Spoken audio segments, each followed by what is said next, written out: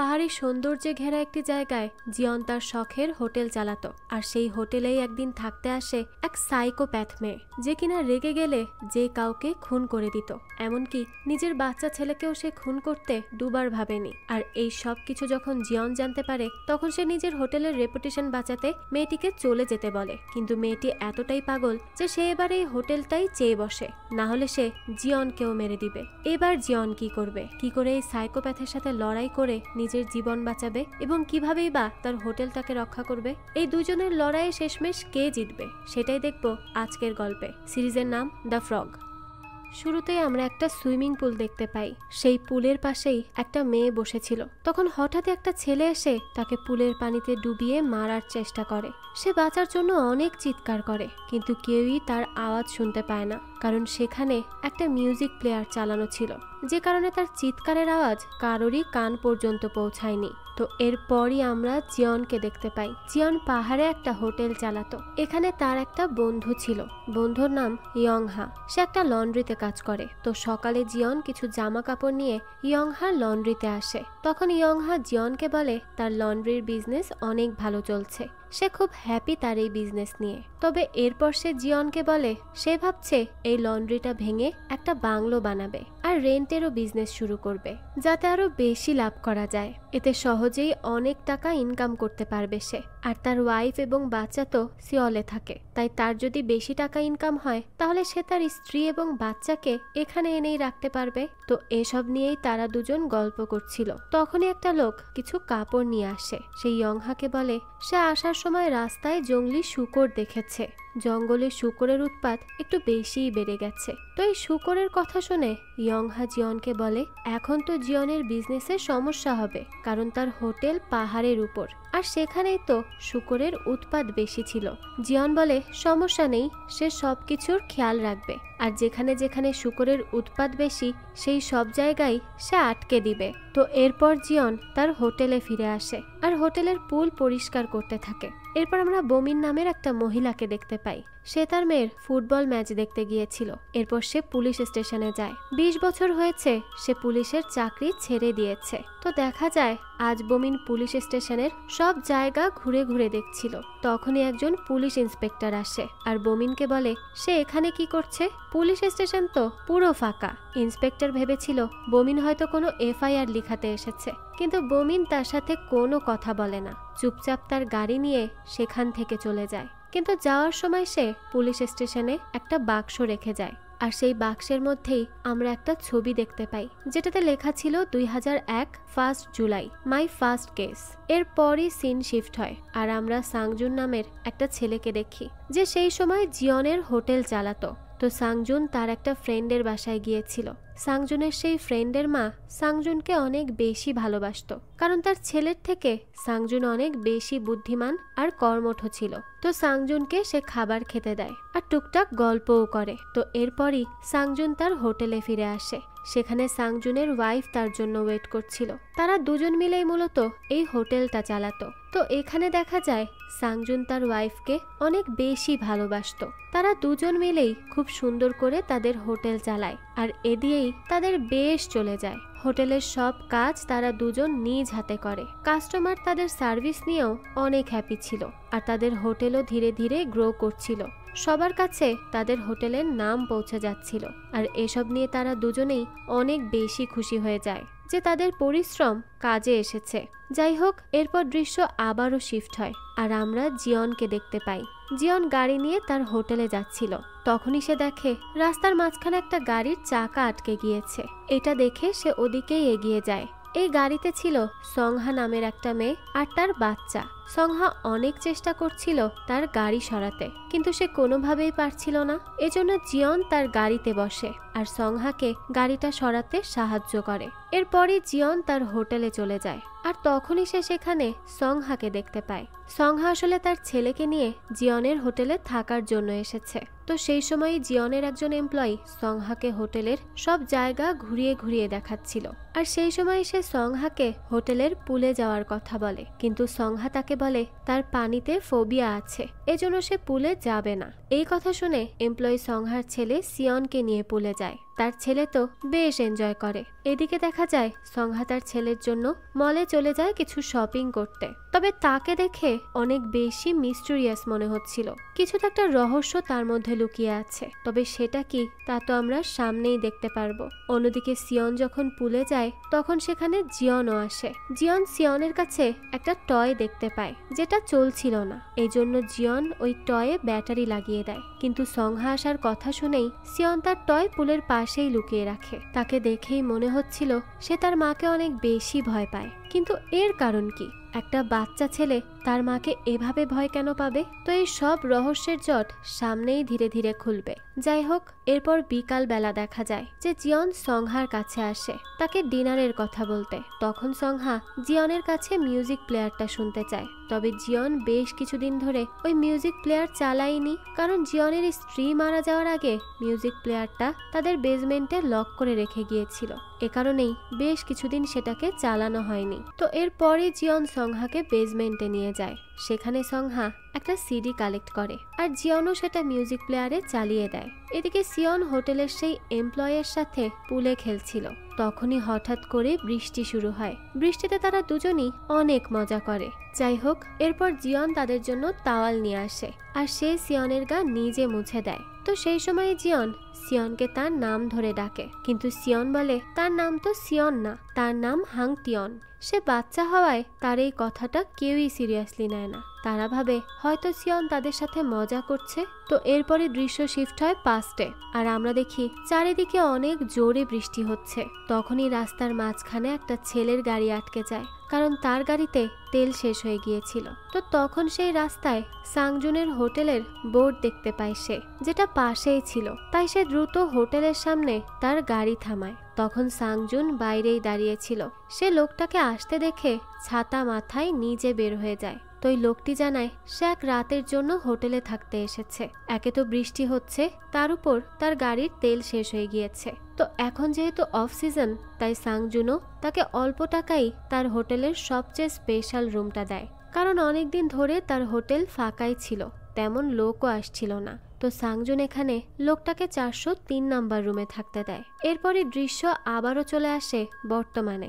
আমরা জিয়ন আর তার এমপ্লয়িকে দেখি তারা একসাথে বসে ডিনার করছিল। তখন জিয়নের এমপ্লয়ি তাকে বলে সে সিয়নের থেকে শুনেছে তার বাবা বিজনেস করে আর সে অফিসের কাজে বাইরে গিয়েছে। কিন্তু জিয়নের এই নিয়ে কোনোই মাথা ব্যথা ছিল না। সে তার এমপ্লয়িকে বলে কিছুদিন পরই তার মেয়ে হোটেলে আসছে তার সাথে দেখা করতে। তো সে আর কি নিজের কথা বলতে থাকে। তখন সে এমপ্লয়ি তার ছেলের সাথে জিয়নের মেয়ের বিয়ের কথা বলে। তো এই নিয়েই তারা গল্প করতে থাকে। এরপরে দৃশ্য শিফট হয় আর আমরা বমিনের পাস্ট দেখতে পাই। সে তখন প্রথম পুলিশের চাকরি পেয়েছিল। প্রথম দিন বমিনের কাছে একটা কল আসে। কলটা সাংজনের স্ত্রী করেছিল। এখানে আমরা বুঝতে পারি সাংজনের দৃশ্য আসলে পাস্টেরই দৃশ্য। যাই হোক, বমিন সাংজনের ওয়াইফের ভয়েস শুনে বুঝে যায় সে অনেক ভয় পেয়ে আছে, তাই সে কোনো কথাই বলতে পারছিল না। তো এরপরে আমরা সাংজুনকে দেখি সে তার বন্ধুর সাথে বসে রামেন খাচ্ছিল। তখনই সে তার হোটেলের দিকে অনেক পুলিশ আর মিডিয়াকে আসতে দেখে। সাংজুন এত মানুষকে হোটেলে আসতে দেখে দ্রুত তার হোটেলে যায়, কারণ হোটেলে তার ওয়াইফ ছিল। কিন্তু পুলিশ তাকে চিনতে না পেরে তাকে হোটেলে যেতে বাধা দেয়। এতে সাংজুন অন্য রাস্তা দিয়ে হোটেলে যাওয়ার চেষ্টা করে। তখনই পুলিশ তার পিছু নেয়, কিন্তু সাংজুন কোনোভাবে হোটেলে প্রবেশ করেই ফেলে। সেই সময় পুলিশ সাংজুনকে একটা ছেলের ছবি দেখায়। ছেলেটা সেই ছিল যাকে আগের দিন রাতে সাংজুন তার হোটেলে থাকতে দিয়েছিল। পুলিশের থেকে সাংজুন জানতে পারে এই ছেলেটা তো কোনো সাধারণ মানুষ নয়, সে একটা সিরিয়াল কিলার। তার নাম চেংচন। সে হোটেলের মধ্যে একটা মেয়েকে খুব খারাপভাবে হত্যা করেছে। এই কথা জানতে পেরে তো সাংজুনের মাথায় আকাশ ভেঙে পড়ে যে সে তো জেনে শুনে এক বিপদ টেনে নিয়ে এসেছে। তো এরপরই আমরা এর আগের রাতের দৃশ্য দেখতে পাই। রাতে যখন সাংজুন ঘুমিয়ে গিয়েছিল তখন বৃষ্টির মধ্যে চ্যাংচন হোটেল থেকে বের হয় আর সেই মেয়েটাকে আগে থেকেই মেরে তার গাড়ির পেছনে লুকিয়ে রেখেছিল সে। রাতে সাংজুন ঘুমিয়ে যাওয়ার পর সে সুযোগ বুঝে মেয়েটাকে হোটেলে নিয়ে আসে আর তাকে টুকরো টুকরো করে হোটেল রুমেই ফেলে যায়, যেটা দেখে সাংজুন অনেক বেশি আতঙ্কিত হয়ে পড়ে। সে তো নিজেকেই সামলাতে পারছিল না। সে চিন্তা করছিল তার হোটেলের কি হবে। তার হোটেলের রেপুটেশনটা এবার নষ্ট হয়ে যাবে, কেউ আর ভয়েই এই হোটেলে আসতে চাইবে না। তো এরপরই দৃশ্য চলে আসে বর্তমানে, যেখানে জিয়ন দেখে সংহা তার হোটেলের সামনে দাঁড়িয়ে সিগারেট খাচ্ছে। সে জিয়নের দিকে খুবই অস্বাভাবিকভাবে তাকিয়েছিল। এরপর জিয়ন যখন হোটেলের ভেতরে যায় তখন সে টেবিলে একটা টাকার খাম আর চাবি দেখতে পায়, যেটা সংহা রেখে গিয়েছিল। তখনই সে দেখে মিউজিক প্লেয়ারটা চলছে।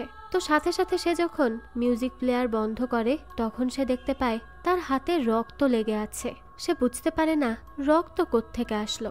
তো এরপর জিয়ন সিডি বের করে, তখন সে দেখতে পায় সিডিটা সম্পূর্ণ রক্ত মেখে আছে। এটা দেখেই তো সে ঘাবড়ে যায়। এরপরই দৃশ্য চলে যায় ব্যাকে। সংহার ছেলে সিয়নকে দেখতে পাই। সে হোটেলে তার রুমের দরজা খুলে বাইরে আসে, এরপর তার টয়টা নিয়েই খেলতে থাকে। তখনই সংহা সিয়নকে ডেকে তাকে ডিনার দেয়। তো খাবার খেতে খেতে সিয়ন সংহাকে আন্টি বলে ডাক দেয়। এখানে আমরা বুঝতে পারি সংহা আসলে সিয়নের মা না। তো এরপর সিয়ন সংহাকে জিজ্ঞেস করে তার বাবা কখন আসবে। এতে সংহা সিয়নকে বলে সে খাবার শেষ করলেই তার বাবা চলে আসবে। আমরা সংহাকে দেখি যে রক্তমাখা অবস্থায় সেই সিডিটা প্লে করছে। তখনই পিছন থেকে আমরা একটা মিস্টেরিয়াস আওয়াজ শুনতে পাই। আওয়াজটা বলে একদিন জঙ্গলে একটা বড় গাছ ভেঙে পড়েছিল, কিন্তু তার শব্দ শোনার মতো কেউ ছিল না। আসলে কি সেদিন গাছ পড়ার শব্দ হয়েছিল, নাকি চারিদিক নিস্তব্ধ ছিল? তো এরপরই সংহা ডাস্টবিন থেকে একটা ক্লিনিং ব্রাশ নিয়ে ওয়াশরুমে যায় আর ওয়াশরুমের দরজা বন্ধ করে দেয়। এদিকে আমরা বমিনকে দেখি, সে একটা ম্যাপ প্রিন্ট করে। এরপর সে তার মেয়েকে খেলার মাঠে নামিয়ে দেয়। বমিনের মেয়ে একজন ফুটবল প্লেয়ার ছিল, তো তাকে নামিয়ে দিয়ে বমিন ওই ম্যাপ দেখতে দেখতে সামনে আগায়। তখনই বমিনের সামনে একটা গাড়ি চলে আসে। বমিন অ্যাক্সিডেন্ট করতেই যাচ্ছিল, তখনই সেই গাড়িটা অন্যদিকে ঘুরে যায় আর অ্যাক্সিডেন্ট হওয়া থেকে সে বেঁচে যায়। এখানে আমরা দেখি বমিনের সামনের গাড়িটা জিয়নের ছিল। তো জিয়ন গাড়ি থেকে নেমে বমিনের সাথে কথা বলে। তখন বমিন জিয়নের হাতে রক্ত দেখতে পায়। সেভাবে অ্যাক্সিডেন্টের কারণেই হয়তো জিয়নের হাতে রক্ত লেগে আছে, এজন্য সে জিয়নকে টিস্যু দেয়। এরপর বমিন জিয়নকে জিজ্ঞেস করে সে কি কোনো কিছু নিয়ে টেনশনে আছে। তখন জিয়ন লক্ষ্য করে বমিনের গাড়িতে রেড লাইট। সে বুঝতে পারে বমিন একজন পুলিশ, তাই সে বমিনকে সবকিছু বলার কথা ভাবে, কিন্তু সে কোনো একটা কারণে থেমে যায়। এরপরই জিয়ন হোটেলে আসে আর সংহার রুমে যায়। সে সংহার রুমে সব জায়গায় খুঁজতে থাকে কোথাও কোনো ক্লু পাওয়া যায় কিনা। তারপর সে ওয়াশরুমে যায়, কিন্তু সেখানে জিয়ন একটা বাজে স্মেল পাচ্ছিল। স্মেলের কারণ খুঁজতে খুঁজতে জিয়ন ওয়াশরুমে রক্তমাখা একটা ক্লিনিং ব্রাশ দেখতে পায় আর সেটা নাকের কাছে নেওয়ার পরেই সে বুঝে যায় স্মেলটা এখান থেকেই আসছে। এদিকে আমরা পুলিশ স্টেশন দেখতে পাই, যেখানে দুজন পুলিশ ইন্সপেক্টর বমিনকে নিয়ে কথা বলছিল। তো এখানে আমরা জানতে পারি বমিন আবারও পুলিশে জয়েন করছে। তাই একজন পুলিশ ইন্সপেক্টর বমিনকে ইমপ্রেস করার জন্য তার ডেস্ক পরিষ্কার করছিল। তখনই অন্য একজন ইন্সপেক্টর তাকে বলে বমিন পুরো এলাকার পেট্রোলিং করে পুলিশ স্টেশনে আসবে, তাই সে যদি মনে করে এতটুকুতে বমিন ইমপ্রেস হয়ে যাবে তাহলে সে ভুল করছে। এরপর বমিন পুলিশ স্টেশনে আসে। এখানে আমরা জানতে পারি পুলিশ স্টেশনে যখন প্রথম বমিন চাকরি করতে এসেছিল তখন সবাই ভেবেছিল একটা মেয়ে আর কতটুকুই বা করতে পারবে, কিন্তু সে পুলিশ স্টেশনে আসার পর থেকে অনেক জটিল জটিল কেস ইজিলি সলভ করেছে আর সবাইকে তাক লাগিয়ে দিয়েছে। এজন্য সে সময়ের ক্যাপ্টেন বমিনের নাম দিয়েছিল শিকারী, কারণ সে দূর থেকে আসামিকে দেখেই চিনে ফেলত। এটা তার অন্যরকম গুণ ছিল। তো এরপরই দৃশ্য আবারও পাস্টে যায়। আমরা সাংজুন আর তার ওয়াইফ সুইয়ংকে দেখতে পাই। পুলিশ তাদের সামনে থেকে ওই মেয়েটার ডেড বডি নিয়ে যাচ্ছিল। এটা দেখে সুইয়ং নিজেকে সামলে রাখতে পারে না আর সে মাটিতেই পড়ে যায়। এজন্য পুলিশ জিজ্ঞাসাবাদ করার জন্য শুধু সাংজুনকে নিয়ে যায় আর তারা সুইয়ংকে বাসায় রেস্ট করতে বলে। এরপর আমরা জিয়নকে দেখি। জিয়নের হঠাৎই মনে পড়ে তার গাড়িতে একটা সিসিটিভি ক্যামেরা লাগানো আছে, তাই সে কম্পিউটারে আগের দিন রাতের সিসিটিভি ফুটেজ খুঁজতে থাকে। তো এই ফুটেজ দেখে জিয়ন তো শকড হয়ে যায়। সে দেখতে পায় আগের রাতে সংহা তার গাড়িতে একটা বড় ল্যাগেজ তুলেছে। এটা দেখে সিয়নের কথা মনে পড়ে। তার মনে হয় সংহা হয়তো সিয়নকে মেরে ল্যাগেজে ভরে কোথাও নিয়ে গেছে, কারণ তার অনেক আগে থেকেই মনে হচ্ছিল সংহা সিয়নের মা না। কারণ তার ব্যবহারই কেমন অদ্ভুত ছিল। তো এরপর আমরা আবারও পাস্টে সাংজুনকে দেখতে পাই। সে পুলিশ স্টেশন থেকে বাসায় এসে দেখে তার ওয়াইফ ঘুমিয়ে গেছে। তো এরপর সে তার ওয়াইফের বোনকে কল করে, কারণ সাংজুন তার কাছে তার ছেলে গিহককে কিছুদিন থাকার জন্য পাঠিয়েছিল, কারণ সে এই পরিস্থিতিতে গিহককে তাদের সাথে রাখতে চাইছিল না। যাই হোক, এরপর সাংজুন তার বন্ধুর বাসায় যায়। তার বন্ধুকে সে বলে এই সব কিছু আসলে সাংজুনের জন্যই হয়েছে। সেই সেদিন চেংচনকে হোটেলে নিয়ে এসেছিল। তার মনে হয়েছিল চেংচন অনেক ভালো আর সে অনেক ক্লান্ত, এই জন্যই সে তাকে তার হোটেলের সবচেয়ে ভালো রুমটা দিয়েছিল। তবে সে তো বুঝতেই পারেনি যে লোকটা একটা খুনি। তখনই সাংজুনের ফ্রেন্ড তাকে অনেক বোঝানোর চেষ্টা করে যে এতে তো তার কোনো দোষ নেই, সাংজুন তো তার কাজের জন্যই লোকটাকে এখানে এনেছিল। সে কি আর জানতো লোকটা একটা সিরিয়াল কিলার? তো এরপর আমরা আবারও জিয়নকে দেখি, অর্থাৎ বর্তমানে। তো এই হোটেলে সংহার রুম পরিষ্কার করছিল সে। তখনই জিয়ন ভাবে সে যেটা চিন্তা করছে সেটা যদি সত্যি হয় তাহলে কি হবে, আর এটা যদি সবাই জেনে যায় তাহলে এর পরিণতিও বা কি হবে। তার এই হোটেলের তো দুর্নাম হয়ে যাবে। তাই সে সব প্রমাণ মুছে দেওয়ার সিদ্ধান্ত নেয়। জিয়ন ভাবে সে সব কিছু ভুলে যাবে আর বাকি দিনগুলোর মতো সেই দিনটাকেও স্বাভাবিকভাবে নিবে। এরপর জিয়ন সংহার রুমের সবকিছু নিয়ে তার বন্ধুর লন্ড্রিতে যায় সেগুলো পরিষ্কার করার জন্য। তখনই ইয়ংহা দেখে সেখানে 2টা তাওয়াল মিসিং আছে। তাই জিয়ন আবারও হোটেলে ওই তাওয়াল দুটো আনার জন্য যায়। সে অনেক খোঁজাখুঁজির পর একটা তাওয়াল বারান্দার চেয়ারের নিচে পায়। এটা সেই তাওয়ালটাই ছিল যেটা দিয়ে জিয়ন সেদিন সিয়নের গা মুছে দিয়েছিল।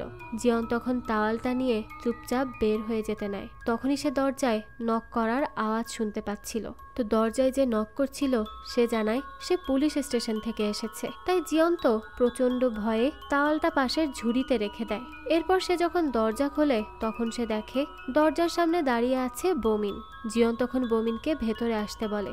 এরপর জিয়ন বমিনকে পানি খেতে দেয়। তখন বমিন লক্ষ্য করে জিয়নের হাতে কোনো কাটা দাগ নেই। তখন সে বুঝে যায় আগের দিন অ্যাক্সিডেন্টের কারণে জিয়নের হাতে রক্ত লেগেছিল না, তার হাতে অন্য কোনো কারণে রক্ত লেগেছিল। কিন্তু সেই বিষয়ে জিয়নকে কিছুই জিজ্ঞেস করে না। সে জিয়নের সাথে কিছুক্ষণ নর্মালি কথা বলে হোটেল থেকে চলে যায়। এরপর দৃশ্য চলে যায় পাস্টে, আর আমরা দেখি চ্যাংচনকে পুলিশ ধরে ফেলেছে। সব পুলিশ মিডিয়া তাকে ঘিরে ধরেছে। তখন পেছন থেকে সাংজুনও তাকে ডাকে, কিন্তু পুলিশের কারণে সাংজুন তার কাছে যেতে পারে না। এদিকে বর্তমানে বমিন যাওয়ার পর জিয়ন জঙ্গলের ভেতরে যায় আর সেই সিডি এবং তাওয়ালটা পুড়িয়ে দেয় যাতে করে কোনো প্রমাণ না থাকে। এরপর সে মিউজিক প্লেয়ার নিচের বেসমেন্টে রেখে সেখানে সবকিছু পরিষ্কার করে আর অন্য একটা সিডি এনে আবার সেই জায়গায় রেখে দেয়। তারপর সে বেসমেন্টের দরজায় লক করে দেয়। সেই সব করছিল শুধুমাত্র কোনো ঝামেলায় না পড়ার জন্য, কিন্তু মানুষ হিসেবে তার একটা স্টেপ নেওয়া উচিত ছিল।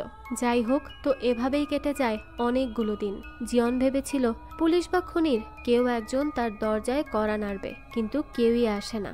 জিয়ন সেদিনের সবকিছুকে একটা ভুল ধারণা মনে করে ভুলে যেতে শুরু করে। সে নিজের লাইফ আবারও আগের মতো স্বাভাবিক করে নেয়। এরপরই দৃশ্য আবারও পাস্টে শিফট হয়। আমরা দেখি সাংজুনের হোটেলে খুন হওয়ার কারণে তার হোটেলে কোনো কাস্টমার আসছিল না। এভাবে 6 মাস কেটে যায়। সাংজুন এবার গার্মেন্টসে কাজ করা শুরু করে আর সুইয়ংও একটা রেস্টুরেন্টে কাজ করা শুরু করে দেয়। কাজ শেষে সুইয়ং প্রতিদিন হোটেল পরিষ্কার করত।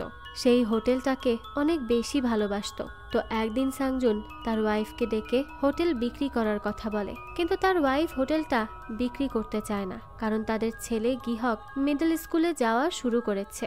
সে সাংজুনকে বলে হোটেল বিক্রি করলে তাদের ঘর চলবে না, কারণ তারা দুজন যেই কাজ করে তাতে খুব কষ্টে তাদের সংসার চলে। এখন এই হোটেলটাও যদি চলে যায় তাহলে তাদের করার মতো আর কিছুই থাকবে না। এতে তার ছেলের পড়ালেখাও বন্ধ হয়ে যাবে। তো এরপর সাংজুন আর তার ওয়াইফের বেশ কিছুক্ষণ ঝগড়া হয়। তখনই সেখানে সাংজুর বন্ধু আসে। সে সুইয়ংকে বলে এসবে সাংজুনের কি দোষ, সে কেন শুধু শুধু তার উপর চিল্লাচ্ছে।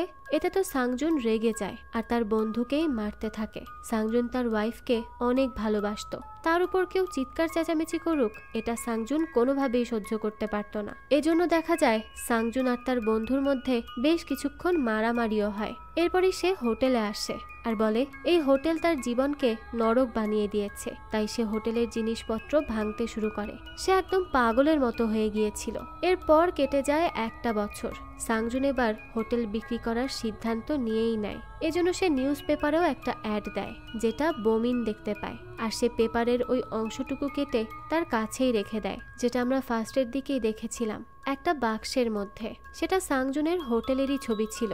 তো এরপর আমরা একটা বাচ্চাকে দেখতে পাই যে স্কুলে ক্লাস করছিল। ক্লাসে সে বারবার ঘড়ির দিকে তাকাতে থাকে। এরপর যখন ঘড়িতে 8:30 বাজে তখন সে দৌড়ে ক্লাস থেকে বের হয়ে যায়। পরে আমরা বুঝতে পারি এটা সাংজুনের ছেলে গিহ, যে তার ঘরে আসে আর ফ্রিজ থেকে কিছু বোতল বের করে ব্যাগে নেয়। সে অনেক ঘাবড়েছিল আর বারবার তার হাতের দিকে তাকাচ্ছিল। এরপর গিহক ঘর থেকে বের হয়ে যায়। এদিকে বর্তমানে আমরা জিয়নকে দেখতে পাই। সে তার হোটেলের সামনেই দাঁড়িয়েছিল। সেই সময় তার হোটেলের সামনে একটা লাল গাড়ি এসে দাঁড়ায়। জিয়ন ভেবেছিল এটা হয়তো তার মেয়ের গাড়ি, কারণ আজকে তার মেয়ের আসার কথা ছিল। কিন্তু সেই গাড়িতে সংহাকে দেখে জিয়ন তো অবাক হয়ে যায়। তার এখন পুরনো সব কিছু মনে পড়ছিল। তো সে এবার সংহাকে জিজ্ঞেস করে সে কিভাবে সংহার হেল্প করতে পারে। তো এরপরই দৃশ্য আবারও পাস্টে যায় আর আমরা গিহককে দেখি। গিহক দৌড়ে একটা ঘরের মধ্যে যায়। সেখানে একটা লোক গিহকে বলে সে আজকে লেট করে ফেলেছে। এরপরই দৃশ্য শিফট হয় আর আমরা বর্তমানে জিয়নকে দেখি। সে সেই স্মৃতিগুলো মনে করছিল যখন তার ওয়াইফ দুনিয়াতে ছিল। আসলে জিয়নের ওয়াইফের ক্যান্সার হয়েছিল। তার হাতে মাত্র 3 মাস ছিল। সে জিয়নের কাছে এই হোটেলটা চেয়েছিল। তাই জিয়ন নিজের ফ্ল্যাট বিক্রি করে তার ওয়াইফকে এই হোটেলটা গিফট করে দেয়। তাই সে এই হোটেলটা এখন আর ছাড়তে চায় না, কারণ এটা যে তার ওয়াইফের রেখে যাওয়া লাস্ট স্মৃতি। তো এরপর আমরা সংহাকে দেখি। সে জিয়নের হোটেলে একটা রুম চায়, কিন্তু জিয়ন সংহাকে রুম দিতে চায় না, কারণ তার হোটেলে গেস্ট আসবে। আসলে জিয়ন ইচ্ছা করেই সংহাকে রুম দিতে চাইছিল না। তখনই সেখানে জিয়নের মেয়ে আর তার ফ্রেন্ড আসে।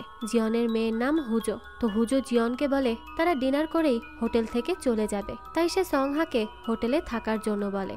যেহেতু হুজো ডিনার পর্যন্ত হোটেলে থাকবে, তাই সংহা সন্ধ্যা পর্যন্ত বাইরেই থাকে। রাতে জিয়ন সবার জন্য বারবিকিউ করে, কিন্তু তার মাথায় তো সংহার কথাই ঘুরছিল। এজন্য সে গরম তেলে তার হাতও পুড়িয়ে ফেলে। তখনই সংহা হোটেলে আসে। হুজো তাকে চাবি দেয়। জিয়ং সংহার কাছে সেই ল্যাগেজটা দেখতে পায়, কিন্তু এবার তার সাথে সিয়ন আসেনি। এরপর রাতে যখন সবাই ডিনার করছিল তখন সংহা সেখানে আসে। সে হুজোকে একটা ওয়াইনের বোতল দেয়। তাই জিয়ন সবার জন্য গ্লাস আনতে যায়। তখনই সংহা জিয়নের পাশে এসে দাঁড়ায় আর তাকে ঠিক আগের মতোই জিজ্ঞেস করে তার হোটেলে যে মিউজিক প্লেয়ার আছে সেটা কি চলছে। এতে জিয়ন বলে না, সেটা ভেঙে গিয়েছে। এরপর জিয়ন গ্লাস আনতে চলে যায়। তো এরপর ডিনার শেষে হুজো সবাইকে নিয়ে চলেও যায়। তারপর জিয়ন চলে যায় ঘুমাতে। তখনই জিয়ন বাইরে থেকে মাটি খোঁড়ার শব্দ শুনতে পায়। সে যখন বাইরে আসে তখন সে দেখতে পায় তার ওয়াইফ কাঁদছে আর মাটি খুঁড়ছে। জিয়ন তার ওয়াইফের কাছে গিয়ে তাকে জড়িয়ে ধরে। তখনই জিয়ন ওয়াইফের জায়গায় সংহাকে দেখতে পায় আর সাথে সাথেই তার ঘুম ভেঙে যায়। জিয়ন আসলে স্বপ্ন দেখছিল। তো এরপরই সে দৌড়ে সংহার রুমে যায়। সে সংহার রুমের সামনে লাল গাড়িটা দেখতে পায় না, তাই সে রুমের ভেতরে যায়। এরপর সে সব জায়গায় সংহাকে খুঁজতে থাকে, কিন্তু সে তো কোথাও ছিল না। তো কিছুক্ষণ পরই সংহা হোটেলে আসে। এরপর সে যায় পুলে। তখন জিয়ন সংহাকে জিজ্ঞেস করে আগেরবার সে যখন এসেছিল তার সাথে তার ছেলে ছিল, সে এখন কোথায়। আর সে আগেরবার এসে বলেছিল যে সে পানিতে ভয় পায়, তাহলে সে কিভাবে এখন পুলে গোসল করছে। এতে সংহা বলে কই না তো, সে তো এমন কিছুই বলেনি। জিয়নের হয়তো কোনো ভুল হচ্ছে। জিয়ন তো এবার চিন্তায় পড়ে যায়। এরপরই দৃশ্য চলে যায় পাস্টে।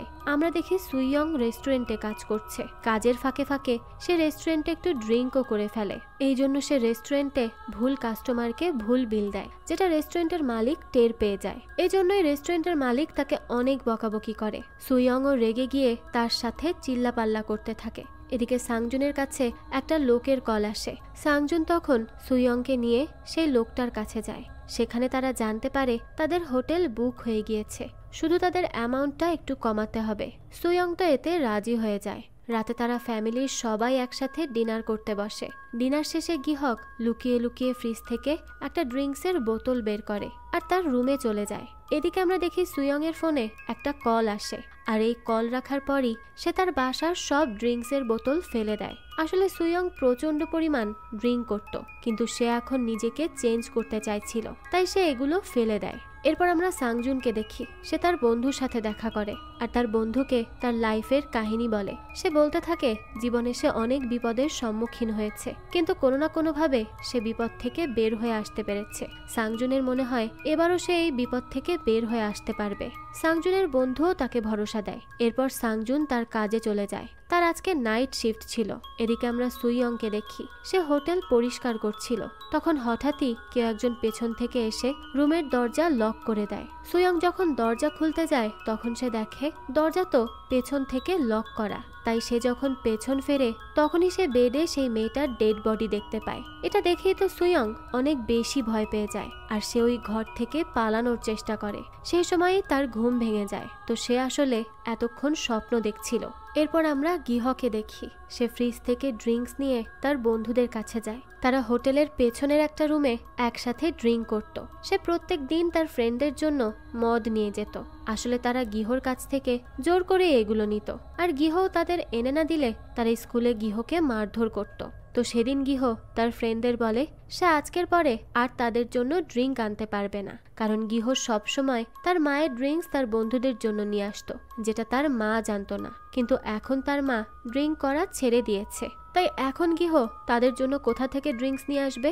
এজন্য সে সবাইকে মানা করে দেয়। তো এরপরই আমরা দেখতে পাই ড্রিঙ্কস করার জন্য গিহ আর তার ফ্রেন্ডদেরকে পুলিশ ধরে নিয়ে যায়। সেখানে তাদের প্যারেন্টসদেরকেও ডাকা হয়। পুলিশ তখন সুইয়ংকে বলে গিহ সবাইকে সিগারেট, মদ এইসব এনে দিয়েছে। এছাড়া গিহকের ফ্রেন্ডরা সব দোষ তার উপরেই দেয়। তারা পুলিশকে বলে গিহ তাদের লিডার আর গিহই তাদেরকে মদ খাওয়া শিখিয়েছে। কিন্তু সুইয়ং এগুলো বিশ্বাসই করতে চায় না। তখনই গিহ হঠাৎ করে অজ্ঞান হয়ে যায়। এরপর যখন তার জ্ঞান ফিরে সে নিজেকে হসপিটালের বেডে পায় আর তার পাশে সুইয়ং বসেছিল। সে লক্ষ্য করে গিহর হাতে মডার্ন মোটেল 9 PM লেখা ছিল। তো এরপর গিহকে বাসায় নিয়ে আসা হয়। তো সাংজুন বাসায় ফিরলে সে গিহর সাথে অনেক চিৎকার চেঁচামেচি করে। তখন গিহ রেগে গিয়ে ঘর থেকেই বের হয়ে যায়। সাংজুন তাকে যেতে বাধা দিলে সুইয়ং তাকে আটকায়। এরপর সুইয়ং সাংজুনকে বলে গিহ তার স্কুলে বুলিং এর শিকার হচ্ছিল। গিহ এগুলো নিতে পারছিল না। এছাড়া তার ফ্রেন্ডরা তাকে অনেক প্রেসার দিচ্ছিল।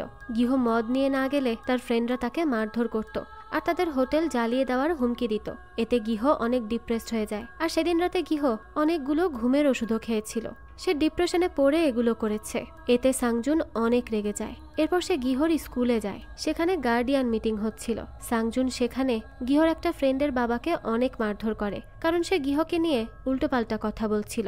এতে সাংজুনের হোটেলের ডিলটাও ক্যান্সেল হয়ে যায়, কারণ ডিলটা ওই প্যারেন্টসের একজন ফ্রেন্ড করেছিল। এরপর আমরা সাংজুনের ফ্রেন্ড জংডুকে দেখি। তার দোকানে দুজন পুলিশ ইন্সপেক্টর খাবার কেনার জন্য এসেছে, কিন্তু তারা সাংজুনের হোটেল নিয়ে উল্টোপাল্টা কথা বলে, যেটা শুনে জংডু অনেক রেগে যায়। তাই সে তাদের কাছে খাবার বিক্রি করতে চায় না। এতে পুলিশ আর জংডুর মাঝে বেশ মারামারি হয়। তখনই সেখানে একটা রিপোর্টার আসে। সে এসে এই ফাইট থামায়। তার নাম ইয়াম দংচানু। সবাই চলে যাওয়ার পর বমিন ইয়ামকে তার কাছে ডাকে। সেখানে জংডুও ছিল। বমিন ইয়ামকে বলে সাংজুনের হোটেল নিয়ে একটা স্টোরি লিখতে, কারণ হোটেলটা অনেকদিন ধরে বন্ধ ছিল। তবে এতে সাংজুনের কোনো দোষ ছিল না। তাই বমিন চাচ্ছিল সাংজুন তার প্রাপ্য সম্মানটুকু পাক। এজন্য সে রিপোর্টারকে সাংজুনের কাছে যেতে বলে, কিন্তু রিপোর্টার তো সাংজুনকে চিনত না। এজন্য জংডু তাকে সাংজুনের বাসায় নিয়ে যায়। এরপর রিপোর্টার সাংজুনের কাছে ইন্টারভিউ নেওয়ার কথাও বলে, কিন্তু সাংজুন এতে রাজি হয় না। তখন রিপোর্টার সাংজুনকে সবকিছু বোঝায়। সে সাংজুনকে বলে চেংচান ভালো লোক না, তার জন্য সাংজুনের হোটেলের রেপুটেশন অনেক নষ্ট হয়েছে। যদি সাংজুন ইন্টারভিউ দিতে রাজি না হয় তাহলে সামনে হোটেলের রেপুটেশন আরো নষ্ট হবে। এতেও সাংজুন ইন্টারভিউ দিতে রাজি হচ্ছিল না। তো এরপর আমরা দেখি বমিনের কাছে একটা কল আসে আর সে দ্রুত গাড়ি বের করে কোথাও একটা চলে যায়। এরপরই দৃশ্য আসে প্রেজেন্টে, যেখানে আমরা দেখতে পাই জিয়ন সংহার কাছে যায়। সংহা তখন টেবিলে বসে খাচ্ছিল। জিয়ন তার মাথা ধরে খাবারের প্লেটে বাড়ি মারে। তখনই সংহা জিয়নের দিকে অস্বাভাবিকভাবে তাকিয়ে হাসতে থাকে। এরপরই দৃশ্য পরিবর্তন হয় আর আমরা দেখি জিয়ন আর সংহা একসাথে টেবিলে বসে খাচ্ছে আসলে সেই সময় জিয়ন সবকিছু কল্পনা করছিল। যাই হোক, জিয়ন সংহার কাছে হোটেলে ফিরে আসার কারণ জিজ্ঞেস করে। তখন সংহা বলে সে আসলে এখানে আসতে চায়নি, কিন্তু তার জিয়নের কথা অনেক মনে পড়ছিল, এজন্যই সে হোটেলে ফিরে এসেছে। কিছুক্ষণ পর জিয়ন দেখে সে একটা পুলের মাঝখানে দাঁড়িয়ে আছে আর তার হাতে রক্ত লেগে আছে। তখনই তার সিয়নের কথা মনে পড়ে আর তার হাতটা কাঁপতে শুরু করে দেয়। এরপর জিয়ন দেখে সে টেবিলের পাশেই পড়ে আছে। জিয়ন একটু আগে যা দেখেছে সবকিছুই তার কল্পনা ছিল, কিন্তু সে কেন অজ্ঞান হয়ে পড়ে আছে? যাই হোক, তো জিয়ন একটু পরে উঠে দাঁড়ায়, কিন্তু সে ঠিকমতো দাঁড়াতে পারছিল না, তার চারপাশ ঘুরছিল। তবে সে কোনো মতে গাড়ি চালিয়ে পুলিশ স্টেশনে যায়। তখন জিয়ন দেখে তার নাক থেকে অনেক রক্ত পড়ছে। জিয়ন যখন তার পকেট থেকে টিস্যু বের করতে যায় তখন সে দেখে তার পকেটে একটা কাগজ, যেটা দেখে সে দ্রুত পুলিশ স্টেশন থেকে বের হয়ে যায়। বের হওয়ার সময় বমিন জিয়নকে দেখে ফেলে।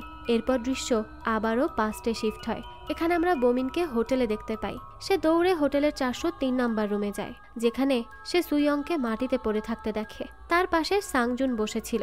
বমিন তখন সুইয়ং এর পালস চেক করে আর দেখে সে আর বেঁচে নেই। এরপরই দৃশ্য আবারও বর্তমানে আসে, যেখানে আমরা দেখি জিয়নের পকেটে যেই কাগজটা ছিল তাতে তার মেয়ের ছবি ছিল আর সেখানে হুজোর মুখের উপর লাল বৃত্ত আঁকা ছিল। সাংহো জিয়নের একটা ফ্যামিলি ফটো ফ্রেম ভেঙে ছবিটা বের করে আর তারপরই এই কাজ করেছে। এর মাধ্যমে বোঝাই যাচ্ছে সে জিয়নকে হুমকি দিচ্ছে। তো এই সব কিছু দেখে জিয়ন বেশ চিন্তায় পড়ে যায়। এরপরই আমরা পাস্টে সাংজুনকে দেখতে পাই। তাকে চেংচনের কাছে নিয়ে আসা হয়। তখন সে তার অতীতের কথা ভাবতে থাকে, যখন সে প্রথম এই হোটেলটা কিনেছিল। সে তার ওয়াইফ আর ছেলেকে খুব আনন্দের সাথে হোটেলটা ঘুরে দেখিয়েছিল। সে অনেক হ্যাপি ছিল সেদিন, কিন্তু এক নিমিষেই তাদের এই হ্যাপিনেসটা চলে যায়। সবকিছু উলট পালট হয়ে যায়। এখানে আমরা জানতে পারি সেদিন আসলে সুইয়ং আত্মহনন করেছিল। তবে সে আত্মহননের আগে একটা নোট লিখে যায়, যেখানে সে লিখেছিল সে আসলে হোটেলের মেয়েটার ওই ডেড বডির কথা ভুলতেই পারছে না। তার চোখের সামনে সব সময় সেই মেয়েটার মরদেহ ঘুরতে থাকে। সে কোনোভাবেই নিজেকে শান্ত করতে পারছে না, তাই সে একটু শান্তির আশায় এই স্টেপটা নিচ্ছে। সে সাংজুন আর গিহকে অনেক ভালোবাসে, কিন্তু সে আর বাঁচতে চায় না। এরপরই দৃশ্য শিফট হয় আর আমরা দেখি সাংজুন চেংচনকে জিজ্ঞেস করে সে কেন সাংজুনের ফ্যামিলিকে এভাবে শেষ করে দিল, তার সাজানো সংসারটা কেন নষ্ট করে দিল। এতে চেংচান বলে সে তো সাংজুনের হোটেলে যেতেই চায়নি, সে শুধু লাশটাকে লুকানোর জায়গা খুঁজছিল। তার মাঝেই সাংজুন এসে তাকে হোটেলে নিয়ে যায় আর সে লাশ লুকানোর জায়গাও পেয়ে যায়। চেংচন আরো বলে এতে তার তো কোনো দোষ নেই, সাংজুন নিজেই তার বিপদ ডেকে এনেছিল। এরপর সাংজুন বাইরে আসে আর বমিনকে ধন্যবাদ জানায়, কারণ বমিন তাকে চেংচনের সাথে দেখা করার সুযোগ করে দিয়েছে। তো সে বমিনকে জানায় সে তার বাসা শিফট করেছে। এরপর সে বমিনকে কিছু টাকা দেয় তাকে হেল্প করার জন্য, কিন্তু বমিন প্রথমে টাকাটা নিতে চায় না। তবে সাংজুনের জোরাজোরিতে সে টাকাটা এবার নিয়েই নেয়। এরপর আমরা বর্তমানে জিয়নকে দেখি। সে তার মেয়ে হুজোর সাথে দেখা করতে হসপিটালে যায়। হুজো একটা হসপিটালেই জব করত। তো জিয়ন হসপিটালে গিয়ে সেখানে সংহাকে দেখতে পায়। তখনই তার সামনে হুজোর ফ্রেন্ড যিসু চলে আসে। যিসু জিয়নকে নিয়ে হসপিটালের ভেতরে যায়। যিসু তখন জিয়নকে তাদের সাথে লাঞ্চ করতে বলে, কিন্তু জিয়ন তাদের বলে সে ইয়ংহাকে দেখতে যাবে, এজন্য সে এখন থাকতে পারবে না। ইয়ংহা পড়ে গিয়ে পায়ে ব্যথা পেয়েছে, তাই সে হসপিটালে ভর্তি। এরপরই জিয়ন নিচে আসে। তখনই সে সেখানে সংহাকে দেখতে পায়। সে তখনও হসপিটালের সামনেই দাঁড়িয়েছিল। জিয়ন তো সংহার পিছু করতে থাকে। তখন হঠাৎ করেই তার সামনে একটা গাড়ি আসে আর সে রাস্তায় পড়ে যায়। এরপর হুজো আর যিসু তাকে গাড়িতে উঠিয়ে দেয়। তারপর আমরা পাস্টের বমিনকে দেখতে পাই, যে হেড পুলিশ ইন্সপেক্টরের সাথে বসেছিল। তখন ইন্সপেক্টর বমিনকে জিজ্ঞেস করে সে কি আসামি ধরতে পছন্দ করে, তার কি লাশ দেখতে সেগুলোর ছবি তুলতে ভালো লাগে। তখন বমিনের মনে পড়ে যায় সাংজুনের হোটেলের কথা। সে যখন সেখানে একটা মেয়ের ডেড বডি দেখতে পেয়েছিল তখন সে সেটার ছবি তুলেছিল। তখনই হেড পুলিশ ইন্সপেক্টর বমিনকে ছবি তুলতে দেখে ফেলে। সে বমিনকে বলে বমিন আসলে একটা শিকারীর মতো, সে দূর থেকে মুজলিমকে দেখে চিনে ফেলতে পারে, সে একটা ডিটেকটিভ, তার মতো পুলিশ অনেক দরকার। বমিন এগুলো শুনে অনেক অবাক হয়ে যায়। তো পুলিশ ইন্সপেক্টর বমিনকে ক্রাইম ইউনিটে আসার কথা বলে। তো তার সাথে কথা শেষ করে বমিন হোটেলে যায় আর বাইরে থেকে সেটার একটা ছবি তোলে। এটা সেই ছবিটাই যেটা আমরা গল্পের শুরুতে বমিনের বক্সে দেখেছিলাম। এরপর আমরা জিয়নকে দেখতে পাই, যে ইয়ংহাকে দেখতে হসপিটালে যায়। সেখানে জিয়ন ইয়ংহাকে বলে আগের বছর তাদের কাছে সংহা নামের যে গেস্ট এসেছিল একটা বাচ্চাকে নিয়ে, তার মনে হয় সে তার বাচ্চাকে মেরে ফেলেছে। তখনই জিয়ন সেখানে সংহাকে দেখতে পায়। সংহা সেখানে থাকা একটা অক্সিজেন সিলিন্ডার নিয়ে ইয়ংহার মাথায় বাড়ি মারে আর ইয়ংহা সাথে সাথে মাটিতে লুটিয়ে পড়ে। কিন্তু এটা আসলে রিয়েল লাইফে ঘটে না, এটাও ছিল শুধুমাত্র জিয়নের কল্পনা। জিয়নের মনে সংহাকে নিয়ে একটা ভয় তৈরি হয়ে গেছে, তাই সে বারবার এগুলো কল্পনা করছিল। তো এরপরই জিয়ন ইয়ংহার কাছ থেকে সংহার ডিটেলস নেয়, কারণ সংহা প্রথমেই ইয়ংহার হোটেলে এসেছিল, কিন্তু সেখানকার এসি নষ্ট হওয়ায় ইয়ংহা তাকে জিয়নের হোটেলে পাঠিয়ে দেয়। জিয়ন দেখে সংহা সিয়নের নামে হোটেল বুক করেছিল, কিন্তু সে বুকিংয়ের সময় যে নাম্বারটা দিয়েছিল সেটাও এখন বন্ধ হয়ে আছে। এরপর জিয়ন হোটেলে ফিরে আসে। সে চিন্তা করছিল তার সংহা সম্পর্কে আরও জানতে হবে। এজন্য জিয়ন সংহার রুমে যায় দেখার জন্য যে সে রুমের মধ্যে সংহা কি সিক্রেট লুকিয়ে রেখেছে। জিয়ন এবার সংহার রুমে অনেক খোঁজাখুঁজি করে, কিন্তু সে সেখানে কিছুই খুঁজে পায় না। জিয়ন চিন্তা করে এই রুমে সে কিছুই পাবে না, তার অন্য কিছু করতে হবে। তখনই জিয়নের মনে পড়ে সংহা তার বেশিরভাগ সময় তার ল্যাপটপে কাটায়, এজন্য সে সংহার ল্যাপটপ খোঁজে আর কিছুক্ষণ পর সে সেটা পেয়েও যায়। কিন্তু তার ল্যাপটপের পাসওয়ার্ড তো সে জানতো না, এজন্য সে ল্যাপটপটা মেকানিকের কাছে নিয়ে যাওয়ার সিদ্ধান্ত নেয়। কিন্তু সে যখন বাইরে বের হচ্ছিল তখনই সংহা তাকে দেখে ফেলে, তবে জিয়ন তাকে দেখতে পায় না। এরপর জিয়ন ল্যাপটপ নিয়ে একটা রিপেয়ার শপে যায়। সেখান থেকে সে জানতে পারে ফরম্যাট করা ছাড়া ল্যাপটপ ওপেন করা যাবে না, আর এতে ল্যাপটপের সবকিছু ডিলিট হয়ে যাবে। তো এরপর জিয়ন আবারও হোটেলে ফিরে আসে। আসার পথে জিয়ন দেখে তার হোটেলের সামনে থেকে দুটো বড় বড় ট্রাক বের হচ্ছে, কিন্তু এই রাস্তায় তো এত বড় ট্রাক আসার কথা না। জিয়ন তখন দ্রুত তার হোটেলে যায়। সে দেখে সংহার রুম পুরো গাছ দিয়ে ভরা, আর সে সম্পূর্ণ হোটেল আর্ট করে ভরে ফেলেছে, এমনকি পুলেও আর্ট করা। এখানে আমরা বুঝতে পারি সংহা আসলে একজন আর্টিস্ট ছিল। রাতে সংহা ঘুমিয়ে যাওয়ার পর জিয়ন সংহার গাড়ির কাছে আসে। সে সংহার গাড়ি সার্চ করলে সেখানে লোকাল ফার্মেসির ওষুধ দেখতে পায়। পরের দিন সকালে জিয়ন মর্নিং ওয়াকে বের হয়। তো ওয়াক থেকে ফিরেই জিয়ন হোটেলের সামনে দুজন লোককে দেখে, যাদের সংহা ডেকেছিল হোটেলের ফার্নিচার সরানোর জন্য। কিন্তু সংহা কেন জিয়নের হোটেলের ফার্নিচার নিয়ে যাবে, এজন্য জিয়ন তার উপর অনেক রেগে যায়। এরপর জিয়ন পুলে সংহার কাছে যায়। সে পানিতে ডুবিয়ে সংহাকে মারার চেষ্টা করে, কিন্তু সংহা বেঁচে যায়। এরপর সংহা একটা কফি শপে যায়, যেখানে সে অনেক ছবি তোলে। সংহার আসলে কফি শপের ডিজাইনটা ভালো লেগেছিল, সে এই ডিজাইনটা তার আর্টে ফুটিয়ে তুলতে চাইছিল, এজন্য সে কফি শপের ছবি তোলে। তখন সংহা কথায় কথায় শপের ওনারের থেকে জানতে পারে সে জিয়নের ফ্রেন্ড। এরপর সংহা জিয়নের কাছে তার ল্যাপটপ চাইতে যায়। তখন সে জিয়নকে বলে সে যদি সংহার কাছে কিছু জিজ্ঞেস করতে চায় তাহলে সে সেটা করতে পারে। জিয়ন তখন বলে হ্যাঁ, তার সংহার কাছে কিছু কোশ্চেন আছে। তো এরপর রাতে আমরা জিয়ন আর সংহাকে একসাথে ডিনার করতে দেখি। ডিনার টেবিলে জিয়ন কিছু খেতে চাইছিল না, কারণ আগের দিন সংহার দেয়া খাবার খেয়ে জিয়ন অজ্ঞান হয়ে পড়ে গিয়েছিল। তাই সংহা জিয়নকে আগে খাবারটা খেয়ে দেখায়। এরপর জিয়ন খাবার প্লেটে নেয়। খেতে খেতে জিয়ন সংহাকে জিজ্ঞেস করে যে আগের বছর কি হয়েছিল, সিয়ন নামের যে বাচ্চাটা তার সাথে এসেছিল সে কোথায়। সংহা যাওয়ার পর জিয়ন তার ঘরে রক্ত পেয়েছিল আর ওয়াশরুমে ব্লিচের গন্ধ পেয়েছিল, এগুলো কিসের। এতে সংহা জিয়নকে বলে সে কেন সংহাকে অন্যভাবে নিচ্ছে, সে তো সবার মতোই একজন সাধারণ গেস্ট। জিয়ন বলে একটা সাধারণ কাস্টমার হোটেলের তাওয়াল নিয়ে যেতে পারে না, একটা বাচ্চাকে হঠাৎ করেই গায়েব করে দিতে পারে না। এরপর জিয়ন সংহাকে সিসিটিভি ফুটেজের কথা বলে, যেখানে সে স্পষ্ট দেখেছে সংহা সেদিন হোটেল থেকে একা বের হয়েছে। এরপর সে সিয়নকে আর দেখতে পায়নি। এতে সংহা বলে তাহলে তো এখানে জিয়নও তার সাথে সমানভাবে দায়ী, কারণ যে কাজটা সংহা করেছে সেই কাজটা তো জিয়ন লুকানোর চেষ্টা করেছে, তাহলে সে পুলিশকে কি জবাব দেবে। এরপর সংহা জিয়নকে বলে তার এই হোটেলটা অনেক বেশি ভালো লেগেছে, এই হোটেলের সাথে তার অনেক স্মৃতি জড়িয়ে আছে, তাই সে হোটেলটা কিনতে চায়। কিন্তু জিয়ন তো হোটেল বিক্রি করবে না। তাই সংহা বলে সে ছুটিতে সব সময় এই হোটেলে আসবে, 1 মাস 2 মাস থাকবে। এরপর সে জিয়নকে বলে আজকের জন্য এতটুকুই। তারা আসলে একজন আরেকজনের সম্পর্কে অনেক বেশি জেনে ফেলেছে, এর বেশি জানলে সমস্যা হয়ে যাবে।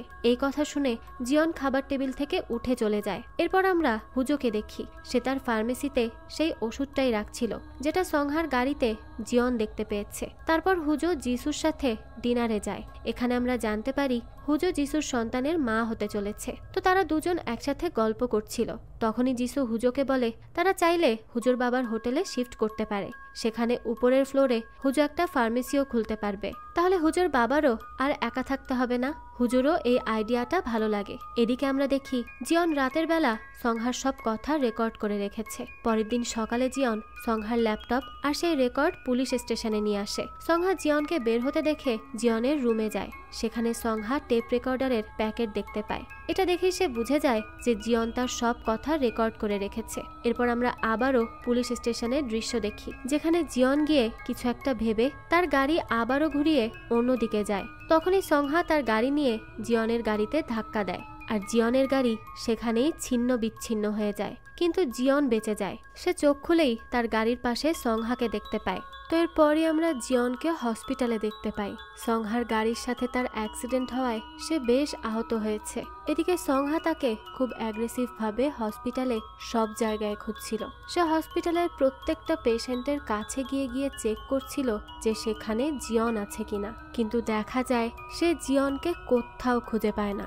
তবে সে সেখানে জিয়নের ব্যাগ পায়, যার মধ্যে ছিল সেই অডিও রেকর্ডার, যেটাতে জিয়ন সংহার কথা রেকর্ড করেছিল। তো এটা পেয়েই সংহা সেখান থেকে দ্রুত বেরিয়ে পড়ে আর সোজা চলে আসে হোটেলে। এরপর এদিকে দেখা যায় জিয়ন হসপিটাল থেকে রিলিজ পেয়ে হোটেলে ফিরে আসে। সেখানে সে সংহাকে আর্ট করতে দেখে। জিয়ন তখন তাকে জিজ্ঞেস করে গাড়ি থেকে ব্যাগটা কি সে সরিয়েছে। তখন সংহা সরাসরিই বলে হ্যাঁ, সেই সরিয়েছে। আজকে এই ব্যাগটা না হলে তারা দুজনে শান্তিতে বাঁচতে পারত, তাই সে ওই ব্যাগটা ফেলে দিয়েছে। তখন এইসব শুনে জিয়ন সংহাকে এখান থেকে চলে যেতে বলে, কারণ সে যেহেতু প্রমাণ মিটিয়েই দিয়েছে, তাই এখন তো তার আর কোনো ভয় নেই। তাই সে যেন এখান থেকে চলে যায়। আর জিয়ন আগেও পুলিশকে সংহার কথা কিছুই বলেনি আর এবারও বলবে না। তার কাছে শুধু জিয়নের একটাই চাওয়া, সেই হোটেলটা ছেড়ে জিয়নকে মুক্তি দিয়ে এখান থেকে চলে যাক। সে একটু শান্তিতে বাঁচতে চায়। তো জিয়নের এই সব কথা শুনে সংহা তাকে বলে সে এখন আর এই হোটেল ছেড়ে চলে যেতে চায় না, সে এখানেই থাকতে চায়, তার এখানে থাকতে বেশ ভালো লাগছে। এরপর সে বলতে থাকে চাইলেই তো জিয়ন আর সে হোটেলে শান্তিতে থাকতে পারে, তাদের মধ্যে কোনোই সমস্যা হবে না। আর সেটা যদি না হয় তাহলে জিয়ন হোটেলটা সংহার কাছে বেচে দিক, তাহলেই তো সব সমস্যা মিটে গেল। যত যাই হোক সংহা এখান থেকে যাবে না, এটাই বলে দেয়। তো দেখা যায় সংহা ঘরটাকে তার আর্ট দিয়ে ভরে ফেলেছিল। তার মনে হচ্ছিল যে এই ঘরটা তারই, কিন্তু জিয়ন তো কোনোভাবেই এই হোটেলটা বিক্রি করবে না, কারণ এটা যে তার ওয়াইফের রেখে যাওয়া শেষ স্মৃতি, এটা ফেলে সে কি করে যাবে। তখনই সংহা তাকে বলে ঠিক আছে, সেখানে কয়েকদিন পর পর এসে থাকতে পারবে, সংহার এতে কোনো আপত্তি নেই। এখন অন্তত জিয়ন আর সে তো ফ্রেন্ড হতেই পারে। জিয়ন তো এবার চিন্তায় পড়ে গিয়েছিল, না সে সংহাকে হোটেল থেকে বের করতে পারছে আর না তার কাছে সংহাকে পুলিশকে দেওয়ার মতো কোনো প্রমাণ আছে। জিয়ন বুঝতে পারছিল না সে এখন কি করবে, কারণ এখন কোনো কিছুই যে তার হাতে নেই। তার এখন সত্যটা প্রমাণ করা খুব দরকার। সে বুঝে যায় সে সংহাকে এত সহজে হারাতে পারবে না, তাই তাকে তার বুদ্ধি দিয়ে কাজ করতে হবে। তবে এই সবকিছুর মধ্যে আমরা একটা জিনিস বুঝতে পেরেছি যে সংহা অনেক বড় একজন পেইন্টার আর সে অনেক ধনী। সংহার এই জায়গা থেকে যেতে না চাওয়ার একটাই কারণ ছিল, কারণ সে এখানে অনেক ভালোভাবে পেইন্টিং করতে পারছিল। তো এরপরই আমাদের পুলিশ স্টেশনের দৃশ্য দেখানো হয়, যেখানে অফিসার বোমিন তার বন্দুক নিয়ে নিশানা লাগানোর প্র্যাকটিস করছিল। আর সে এত সুন্দরভাবে বন্দুক দিয়ে তার নিশানা ভেদ করে, যেটা দেখে সবাই তো অবাক হয়ে যায়। তার দৃষ্টি এতটাই তীক্ষ্ণ। তো এর মধ্যেই অফিসার বোমিন অফিসার কিমেরও অনেক প্রশংসা করে, কারণ অফিসার বোমিনের মতো কিমেরও নিশানা অনেক ভালো ছিল। এদিকে জিয়ন ভাবে সেও সংহার মতো করে তার সাথে গেম খেলবে, এজন্য সে তার হোটেলটাকে অনলাইন করে দেয়। এরপর লোকজন হোটেলের রুম অনলাইনেই বুক করতে শুরু করে। তো পরের দিন সকালে যখন সংহা পুলের পাশে বসেছিল, তখন সে একটা গাড়ির আওয়াজ শোনে আর হোটেলের সামনে আসে। তখনই সে দেখে একটা পুরো ফ্যামিলি হোটেলে থাকতে এসেছে। সংহা তো হুট করে এত গেস্ট দেখে অনেক অবাক হয়ে যায় যে তারা হুট করে এখানে কিভাবে আসলো। সংহা এবার কি করবে? গেস্টদের জন্য তো তার ঘর খালি করতেই হবে, কিন্তু সে কোনোভাবেই তার ঘর খালি করতে রাজি হয় না। এজন্য জিয়ন এবার সংহার সাথে দেখা না করে সরাসরি পুলিশকে কল করে। এরপরে কিম আর অন্য একজন পুলিশ ইন্সপেক্টর সোজা চলে আসে হোটেলে। তারা সেই গেস্ট আর সংহার কাছে হোটেলের বুকিং ডিটেলস চায়। নতুন গেস্টদের কাছে বুকিং এর ডিটেলস থাকলেও সংহার কাছে সেটা ছিল না। তাই সংহা তো জিয়নকে বারবার কল করছিল, কিন্তু জিয়ন তার কল রিসিভই করে না, কারণ সে তো ইচ্ছে করেই এই কাজটা করেছিল। জিয়ন পুলিশ ইন্সপেক্টর গেস্ট সবার সাথে কলে কথা বলছিল, কিন্তু সে সংহার কল রিসিভই করছিল না, কারণ সে চাইছিল সংহা প্রেসারে পড়ে হোটেলটা ছেড়ে দিক আর সে এই যন্ত্রণা থেকে মুক্তি পাক।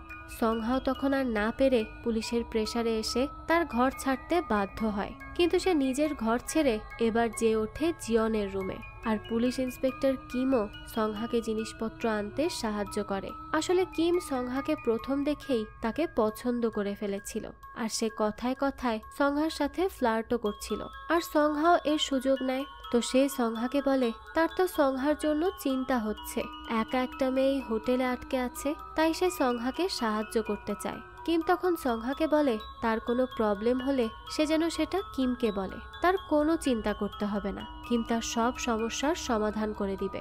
অন্যদিকে আমরা জিয়নকে দেখি যে ইয়ংহার কাছে যায় আর তাকে সংহার সম্পর্কে সব বলে। এই সব কিছু শুনে ইয়ংহা জিয়নকে বলে সংহা যদি বেশি প্রবলেম করে তাহলে তার উচিত পুলিশকে সবকিছু বলে দেয়া, এভাবে চুপ করে না থাকা। কিন্তু জিয়ন তো এগুলো পুলিশকে বলতেও পারবে না, তাহলে সংহা আরো বেশি অ্যাগ্রেসিভ হয়ে যাবে। এজন্যই সে এখন ইয়ংহার কাছে অন্য আইডিয়া চায়। এতে ইয়ংহা জিয়নকে বলে তার উচিত অন্য গেস্টের জন্য অপেক্ষা করা। হোটেলে অন্য গেস্ট আসলে সংহা এমনিতেই চলে যাবে। এখানে আমরা বুঝতে পারি হোটেলে নতুন গেস্ট আনার আইডিয়াটা ইয়ংহার ছিল।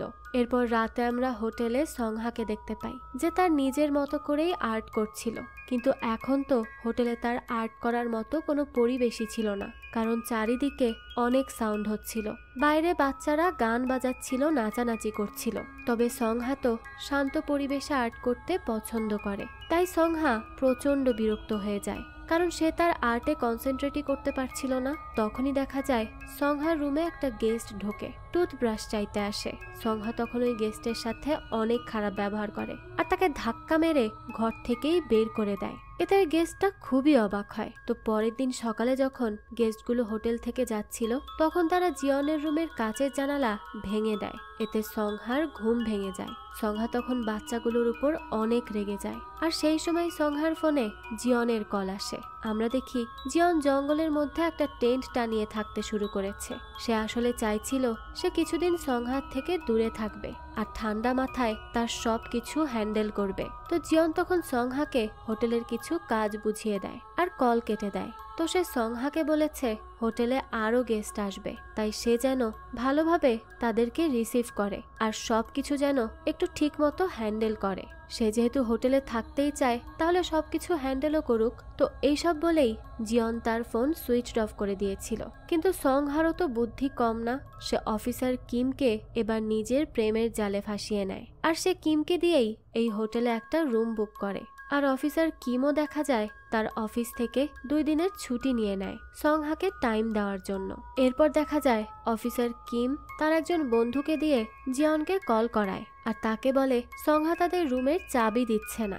এই কথা শোনার পর তো জিয়নকে বাধ্য হয়ে আবারও হোটেলে ফিরে আসতে হয়, আর সে এখানে এসেই জানতে পারে অফিসার কিম তার হোটেলের একজন গেস্ট আর তার সাথে তার কিছু বন্ধুও এই হোটেলে থাকতে এসেছে। এদিকে সংহা তাকে এমন ভাবে জিয়নের সম্পর্কে বলেছিল যে কিমের মনে হচ্ছিল জিয়নই আসল কালপ্রিট আর সে সংহার সাথে খারাপ কিছু করছে, তাই স্বাভাবিকভাবেই সে জিয়নের উপর রেগেছিল। যাই হোক, রাতে সংহা কিম আর তার ফ্রেন্ডদের সাথে পুলে অনেক এনজয় করতে থাকে। এরপর ডিনারের সময় সংহা আর কিম জিয়নের সাথে ডিনার করতে বসে। তখন দেখা যায় কিম জিয়নকে ভয় দেখায়, তাকে থ্রেটও দেয়, তবে জিয়ন কিমের কোনো কথাই কানে দেয় না। এরপর জিয়ন যখন তার রুমে আসে সেখানে সে সংহার জিনিসপত্র দেখতে পায়। এতে সে অনেক রেগে যায়। একে তো সেই হোটেল থেকে যাচ্ছে না, এখন আবার তারই রুম দখল করে নিয়েছে। তো সেই সময় দেখা যায় সংহা জিয়নের রুমে আসে। সে জিয়নকে বলে সে যেন কিমকে হোটেল থেকে বের করে দেয়, কিন্তু জিয়ন বলে সে কোনোভাবেই কিমকে হোটেল থেকে বের করতে পারবে না, কারণ কিম তার হোটেলের গেস্ট। এরপর সংহা জিয়নকে বলে তারা চাইলে হোটেলের রুম 2 ভাগে ভাগ করতে পারে, এক ভাগে জিয়ন থাকবে আর এক ভাগে সংহা। তবে জিয়ন তো একেবারেই রাজি হয় না। সে সংহাকে বলে সে একটা খুনি, সে এরকম একটা খুনির সাথে কখনোই থাকতে পারবে না। এমনকি সে সংহাকে সাইকোও বলে। এতে তো সংহা অনেক রেগে যায়। সে জিয়নকে বলে এই ঘরটা এখন তার, সে জিয়নকে মায়া করে এই ঘরে থাকতে দিচ্ছে, তাই সে যেন বেশি কথা না বলে। এছাড়া সংহা জিয়নকে আরো বলতে থাকে দেখো কিভাবে তোমার গেম নষ্ট করে দিলাম। এতে জিয়ন আরো রেগে যায় আর সংহার গলা টিপে ধরে, কিন্তু সে সংহাকে মারে না। এরপর আমরা রাতের বেলা সংহাকে কিমের কাছাকাছি আসতে দেখি। কিম তো আর জানে না যে সে কার সাথে সম্পর্ক করছে। এদিকে আমরা জিয়নকে দেখি যে গাড়ি নিয়ে কোথাও একটা যাচ্ছিল। হঠাৎই তার সামনে একটা বড় ভাল্লুক চলে আসে, আর ভাল্লুকটা অনেক বেশি অ্যাগ্রেসিভ হয়েছিল। সেটা ধীরে ধীরে জিয়নের কাছে আগাচ্ছিল। জিয়ন তো কি করবে কিছুই বুঝতে পারছিল না। এজন্যই সে সিদ্ধান্ত নেয় ভাল্লুকটাকে সংহা ভেবে তার উপর থেকে গাড়ি চালিয়ে দিবে। আর এবার সে তাই করে। কিন্তু সে যখন গাড়ি থেকে নামে তখন সে দেখে সেখানে তো কোনো ভাল্লুকই ছিল না। এটা আসলে জিয়নের কল্পনা ছিল। এতে জিয়ন বুঝতে পারে তার সংহার বিরুদ্ধে ফাইট করতে হবে, না হলে সে কখনো এই যুদ্ধে জয়ী হতে পারবে না। তাই সে দ্রুত হোটেলে ফিরে যায়, আর সেখানে সে সংহা আর কিমকে একসাথে দেখতে পায়। সে তখন কিমকে তার ঘর থেকেই বের হয়ে যেতে বলে, কিন্তু কিম তার কোনো কথাই শুনছিল না। এজন্য জিয়ন একটা লাঠি দিয়ে মারে তাকে। তখন কিমও পাল্টাভাবে জিয়নকে আঘাত করে। তবে জিয়নও কম বুদ্ধিমান ছিল না। সে আগে থেকেই পুলিশকে ডেকে রেখেছিল। তাই পুলিশ যখন সেখানে আসে তখন তারা দেখে কিম জিয়নকে মারছে। এই সুযোগে জিয়নও পুলিশকে কমপ্লেইন করে দেয়। জিয়ন পুলিশকে বলে কিম একজন পুলিশ ইন্সপেক্টর হওয়ার সুযোগ নিয়ে এখানে জোরপূর্বক জিয়নের হোটেল ভাড়া নিয়েছে, আর সেখানে সে জিয়নকে তার রুমে ঢুকে মারারও চেষ্টা করেছে। যেখানে গেস্টদের জিয়নের রুমে আসা সম্পূর্ণ নিষেধ, সেখানে সে এই রুমে এসে এসব করছে। এই কারণেই দেখা যায় পুলিশ কিমকে অ্যারেস্ট করে নেয়। এরপর জিয়ন পুলিশ স্টেশনে যায়। সেখানে বমিন জিয়নকে অনেক কোশ্চেন করে। সে তাকে বলে একটা সাধারণ মানুষের পক্ষে এভাবে ফাইট করা সম্ভব না। অবশ্যই তার কোনো একটা রাগ রয়েছে, যেই রাগের কারণে সে এগুলো করেছে। কিন্তু জিয়ন বমিনের কোনো কোশ্চেনের অ্যান্সারই দেয় না। সে বমিনকে বলে সেই জিনিস নিয়ে আর কথা বলতে চায় না। সে চায় না কিম আর তার হোটেলে যাক। সে বমিনকে বলে একটা ব্যবস্থা করতে, যাতে কিমও ছাড়া পেয়ে যায় আর জিয়নও এই সব কিছু থেকে মুক্তি পায়। এতে বমিন জিয়নকে বলে সেই বিষয়টা দেখবে। তো এখান থেকে যাওয়ার সময় জিয়ন হঠাৎই খেয়াল করে বমিনের ডেস্কে লেক ভিউ মোটেলের সেই ছবিটা, যেটা সে চুরি করে নিয়ে যায়। তো এরপর আমরা কিমকে দেখতে পাই যে পুলিশ স্টেশন থেকে ছাড়া পাওয়ার পরপরই তার জিনিসপত্র নিতে চলে আসে হোটেলে। সেই সময় হোটেল সম্পূর্ণ খালি ছিল। সেখানে কিম জিয়নের ব্যাগও দেখতে পায়, যার মধ্যে সে জিয়নের সেই রেকর্ডারটা পায় আর সেটা শুনতে শুরু করে। আর এটা শুনেই সে ভালো মতো বুঝে যায় যে সংহাই আসলে খারাপ, সেই জিয়নের ক্ষতি করতে চাইছে। এই জন্য কিম দ্রুত পুলিশ স্টেশনে রিপোর্ট লিখতে যায়। কিন্তু কিছু দূর যেতেই সংহা এসে কিমকে তার গাড়ি দিয়ে ধাক্কা দেয়, কারণ সে বুঝে গিয়েছিল কিম সব জানতে পেরে গিয়েছে। আর দেখা যায় কিম সেখানেই মারা যায়। এদিকে আমরা জিয়নকে দেখি, যার মাইন্ড চেঞ্জ হয় আর সে সংহাকে তার হোটেল বেচতে রাজি হয়ে যায়। এই কথা শুনে তো সংহা অনেক বেশি খুশি হয়ে যায়। এরপরই দৃশ্য চলে যায় পাস্টে, যেখানে আমরা বমিনকে দেখতে পাই, যে কেসের থ্রুতে একটা বাসায় গিয়েছিল। সেই বাসাটা সার্চ করে সে দেখে সেখানে পানির কোনো চিহ্নই নেই। 2 মাস ধরে তারা পানি ইউজই করেনি, কিন্তু ছাদে তো ট্যাঙ্কই ছিল। তারা কেন পানি ইউজ করবে না? এজন্য বমিন ছাদের ট্যাঙ্ক চেক করতে যায়, কিন্তু ট্যাঙ্কের মধ্যেও সে কিছুই খুঁজে পায় না। তবে ওই ছাদ থেকে পাহাড়ের চূড়ায় একটা ট্যাঙ্ক দেখা যাচ্ছিল। এটা দেখে বমিন বুঝে যায় যে ওই ট্যাঙ্কের মধ্যে লাশ আছে। আর এভাবেই বমিন এই কেসটা সলভ করেছিল। এরপর দৃশ্য আবারও আসে বর্তমানে। সকালে দেখা যায় বমিন হোটেল চেক করার জন্য আসে। তখনই সে সেখানে সংহাকে নিজের গাড়ির উপর বসে থাকতে দেখে। সংহার গাড়ি এক সাইড থেকে ভাঙা ছিল, কারণ কাল রাতেই তো সে তার গাড়ি দিয়ে কিমের গাড়ির অ্যাক্সিডেন্ট করিয়েছে, যেটা বমিন দেখে ফেলে। কিন্তু কিমের লাশ কোথাও খুঁজে পাওয়া যায়নি। এখান থেকে দৃশ্য আবারও পাস্টে যায়, যেখানে আমরা বমিনকে দেখতে পাই। একটা রিপোর্টার বমিনের ইন্টারভিউ নিতে এসেছিল। সে আসলে বমিনের থেকে জানতে চাইছিল সে কিভাবে এত কঠিন কেসগুলো ইজিলি সলভ করে ফেলে। বমিন তখন রিপোর্টারকে বলে সে আসলে সবাইকে সাসপেক্ট মনে করে, পুলিশ ইন্সপেক্টর, ফ্যামিলি, ফ্রেন্ড, সবাইকে। এজন্যই সে মিসিং জিনিসগুলো খুব ইজিলি খুঁজে পায়, যেটা শুনে রিপোর্টার অনেক বেশি ইমপ্রেস হয়ে যায়। এরপর দৃশ্য আসে বর্তমানে। বমিন এই কেসটা নিয়ে কাজ করছিল।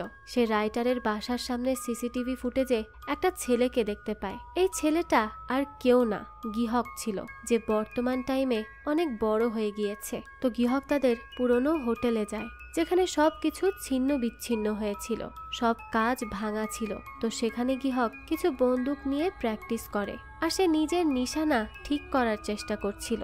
এরপর গিহক পার্ক আর তার মায়ের সাথে দেখা করতে হসপিটালে যায়। পার্ক এখন অনেক বয়স্ক হয়ে গিয়েছে, আর তার মা এখন হসপিটালাইজড। এখানে আমরা একটা মহিলাকে দেখতে পাই, যে কিনা পার্কের মায়ের কেবিনের পাশেই ছিল। গিহক তার সাথে কিছুক্ষণ কথা বলে। মনে হচ্ছিল সে তাকে আগে থেকেই চেনে। এরপরই আমরা 2001 সালের সেদিন রাতের ঘটনা দেখতে পাই, যেদিন চেংচেন একটা মেয়েকে মারার জন্য নিয়ে যাচ্ছিল। তখনই গিহক তাকে দেখে ফেলে। সেদিন রাতে তারা মুখোমুখি হয়েছিল। তখন চেংচেন তার টুপিটা গিহককে দিয়েছিল।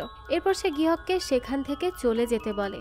গিহক ভয় পেয়ে তার ঘরে চলে আসে। এরপর সে এই কথাটা আর কাউকেই বলে না, কিন্তু এটাই তার সবচেয়ে বড় ভুল ছিল, কারণ তার এই একটা কথা না বলার কারণে তার পুরো ফ্যামিলি শেষ হয়ে গিয়েছে। এই কথাটা এখনো গিহকের মনে গেঁথে আছে।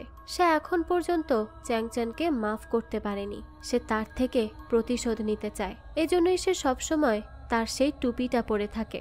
এরপর আমরা দেখি গিহক লেক ভিউ হোটেলের একটা অ্যাপার্টমেন্টে বন্দুক নিয়ে প্র্যাকটিস করছিল। সে চ্যাংচ্যানকে মারার প্ল্যানিং করছে।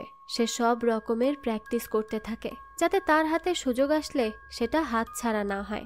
এই কাজে পার্কও গিহকের হেল্প করবে। আসল কাহিনী হলো চ্যাংচ্যানের মা অনেক অসুস্থ, আর চ্যাংচ্যান তার মাকে দেখতে একদিনের জন্য পুলিশ স্টেশন থেকে ছাড়া পাবে। গিহক এই সুযোগটাই নিতে চাইছিল। পার্কের মা সেই হসপিটালের সেম ওয়ার্ডে তার মার সাথে ছিল। হ্যাঁ, পার্কের মাকে দেখতে গিয়ে গিহক যে মহিলাটার সাথে দেখা করেছিল সে আর কেউই না, চ্যাংচ্যানের মা। তাকে দেখতেই চ্যাংচ্যান আসবে। গিহক হসপিটালের সামনে একটা বিল্ডিং থেকে চ্যাংচ্যানকে মারার প্ল্যান করছিল, আর যদি সেটা মিস হয় তাহলে সে দৌড়ে হসপিটালে গিয়ে তাকে মেরে দিবে। আর এই প্ল্যানটা নিয়েই সে কাজ করছিল। গিহক বন্দুক প্র্যাকটিসের সাথে সাথে দৌড়ানোর প্র্যাকটিসও করে, যে সে কিভাবে 2 ঘন্টায় হসপিটালে পৌঁছাতে পারবে। সে সেই প্র্যাকটিস করছিল। তো তারপর গিহক আর পার্ক লাঞ্চ করতে যায়। সেখানে গিহক পার্কের থেকে জানতে পারে যে চ্যাংচ্যানের মা আর মাত্র 1-2 দিনই বেঁচে থাকবে, কারণ তার জ্ঞান ফিরছিল না। যাই হোক, তো গিহক পার্কের সাথে লাঞ্চ করে তার বাসায় ফিরে যায়। তখনই আমরা গিহকের পেছনে একটা গাড়ি দেখতে পাই, যেটা তাকে ফলো করছিল। তো এরপর গিহক তার রুমে গিয়ে খাবার খুঁজতে থাকে। একটু পর সে বাইরে আসে। হঠাৎ করেই গিহক তার রুমে একটা আওয়াজ শুনতে পায়। তো সে যখন তার রুমে যায় তখন সেখানে জিয়নকে দেখতে পেয়ে অনেক মারধর করে আর তার রুমেই আটকে রাখে। কিন্তু জিয়ন এখানে কেন এসেছে, তার গিহকের সাথে কি সম্পর্ক? আসলে সেদিন বমিনের ডেস্ক থেকে জিয়ন 2001 সালে ঘটে যাওয়া হোটেল লেক ভিউ এর ছবি চুরি করেছিল। এরপর সে সেটা নিয়ে রিসার্চ করে। সে আসলে জানতে চাইছিল একটা হোটেলে মার্ডার হলে সেটা মিডিয়াতে আসলে হোটেলের উপর কি ইম্প্যাক্ট পড়তে পারে। এই রিসার্চে জিয়ন জানতে পারে হোটেল লেক ভিউ কিভাবে শেষ হয়ে গিয়েছিল, আর ওই হোটেলের সাথে সাথে সাংজুনের ফ্যামিলিও কিভাবে শেষ হয়ে গিয়েছে। এরপরে জিয়ন প্রেজেন্ট টাইমের সাংজুনের সাথে দেখা করে, যার মানসিক অবস্থা ঠিক ছিল না। সাংজুন এখনো তার হোটেলের স্মৃতি ভুলতে পারেনি। তার এখনো মনে হয় সে তার হোটেল চালাচ্ছে। তো সাংজুনের কাছ থেকে জিয়ন জানতে পারে গিহক চ্যাংচ্যানকে মারতে চায়। এগুলো জানার পর জিয়ন সিদ্ধান্ত নেয় সে তার হোটেল বেচে দিবে, কারণ তার মনে হচ্ছিল এই হোটেলের কারণে তার আর তার ফ্যামিলির ক্ষতি হতে পারে। এজন্য সে সংহাকে কল করে হোটেল বেচার কথা বলে দেয়। এরপরে রিসার্চ করতে করতে সে গিহককেও খুঁজে পায় আর তাকে ফলো করে এই হোটেল পর্যন্ত চলে আসে।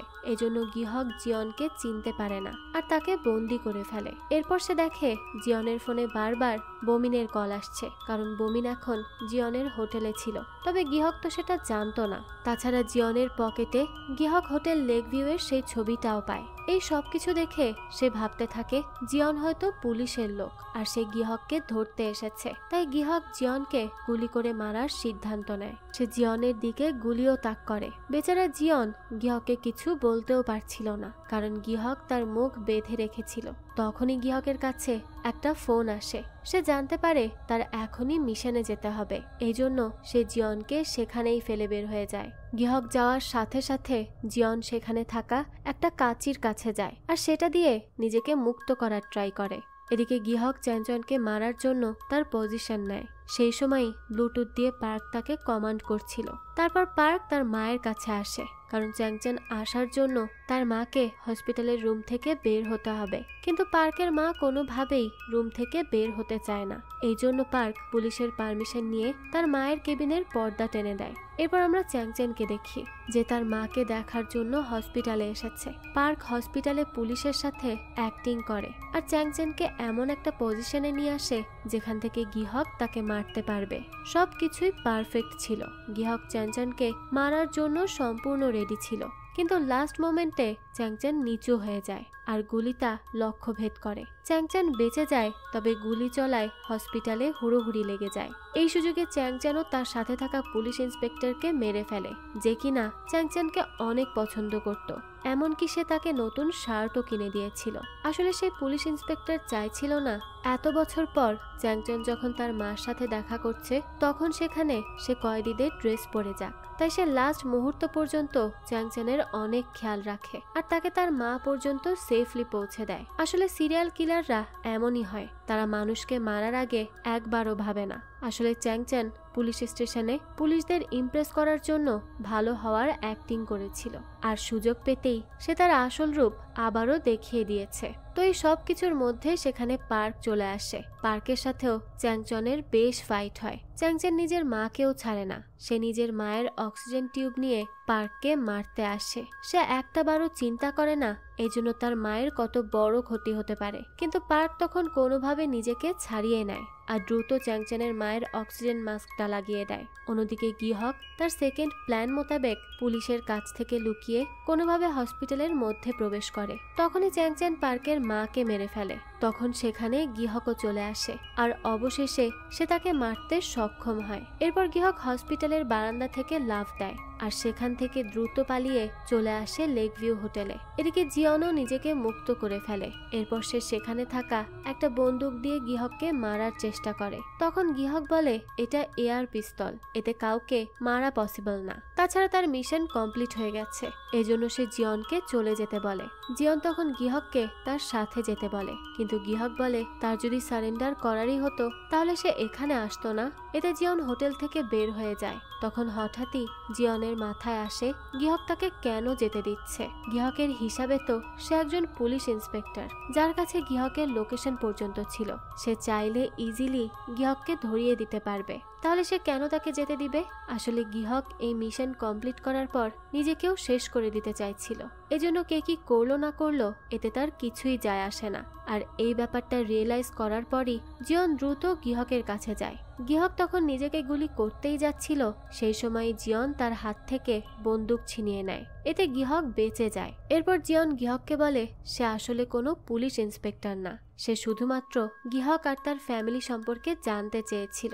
সে গিহকের কাছে এবার পুরো কাহিনী জানতে চায়। আর জিয়ন সেখানে চ্যাংচেনের অটোবায়োগ্রাফির মাস্টার কপিও দেখতে পায়, যে বইটা সেই রাইটার লিখছিল সেটারই কপি গিহকের কাছে ছিল।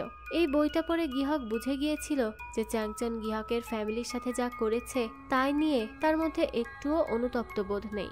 এজন্যই গিহক সিদ্ধান্ত নেয় যে সে চ্যাংচেনকে মারবে। সে তার কথা মতো চ্যাংচেনকে মেরে প্রতিশোধ নেয় আর সে নিজেকেও মেরে ফেলার চেষ্টা করে, যাতে তাকে পুলিশের কাছে আত্মসমর্পণ করতে না হয়। এরপর জিয়ন গিহককে তার বাবার সাথে কথা বলিয়ে দেয় যে এখনো তার মানসিক অবস্থার জন্য সে 2001 সালেই পড়েছিল। এখানে আমরা সাংজুনের কথায় বুঝতে পারি 2001 সালে গিহককে তার আন্টির বাসায় পাঠিয়ে দেওয়া হয়েছিল, কারণ তার মা মারা গিয়েছিল আর তার বাবার মানসিক অবস্থাও খুব একটা ভালো ছিল না। সাংজুন যখন গিহকের সাথে কথা বলছিল তখন সে ঠিক সেভাবেই কথা বলছিল যেভাবে সে ছোট্ট গিহকের সাথে কথা বলতো। হোটেল থেকে ফেরার সময় সে গিহককে কল করত। গিহক তার কাছে কত বাহানা করত।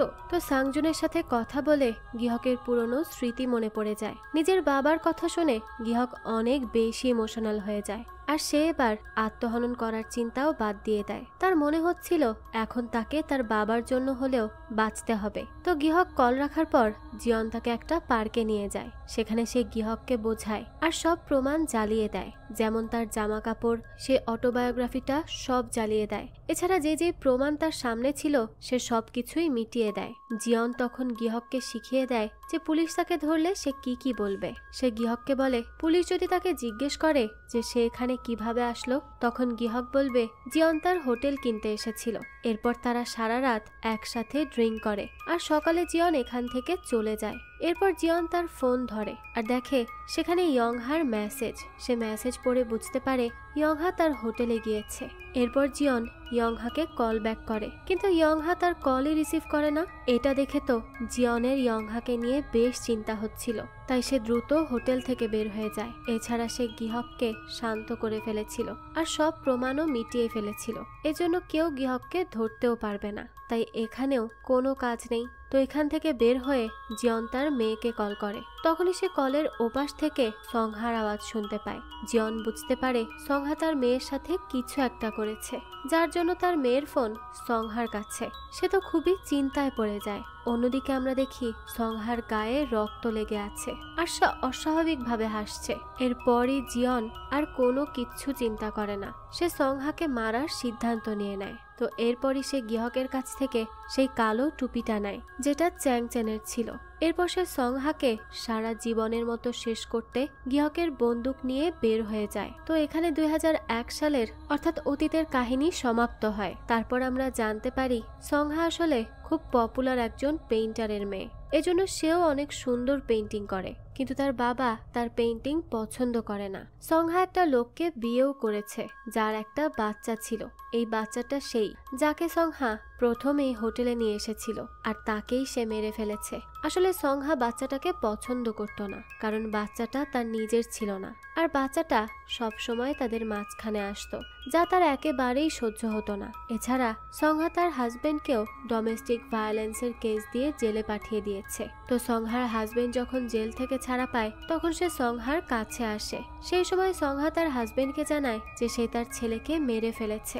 আর এই কথা শুনে তো সংহার হাজবেন্ড অনেক রেগে যায় আর তাকেই মারতে আসে। তাই সংহা নিজেকে বাঁচাতে দ্রুত সিকিউরিটি অ্যালার্ম বাজায় আর তার হাজবেন্ড সেখান থেকে পালিয়ে যায়। এরপরই সংহা তার বাবার আর্ট এক্সিবিশনে যায় আর সেখানে সবকিছু নষ্ট করে দেয়, কারণ তার বাবা আর্ট এক্সিবিশনে তার ছবি দেয়নি। সংহার বাবার তার আর্ট পছন্দ হয়নি বলেই সে এক্সিবিশনে সেটা দেয়নি, কিন্তু সংহার মনে হয় তার আর্ট অনেক সুন্দর, স্পেশালি সেই ছবিগুলো যেগুলো সে জিয়নের হোটেলে বসে এঁকেছিল।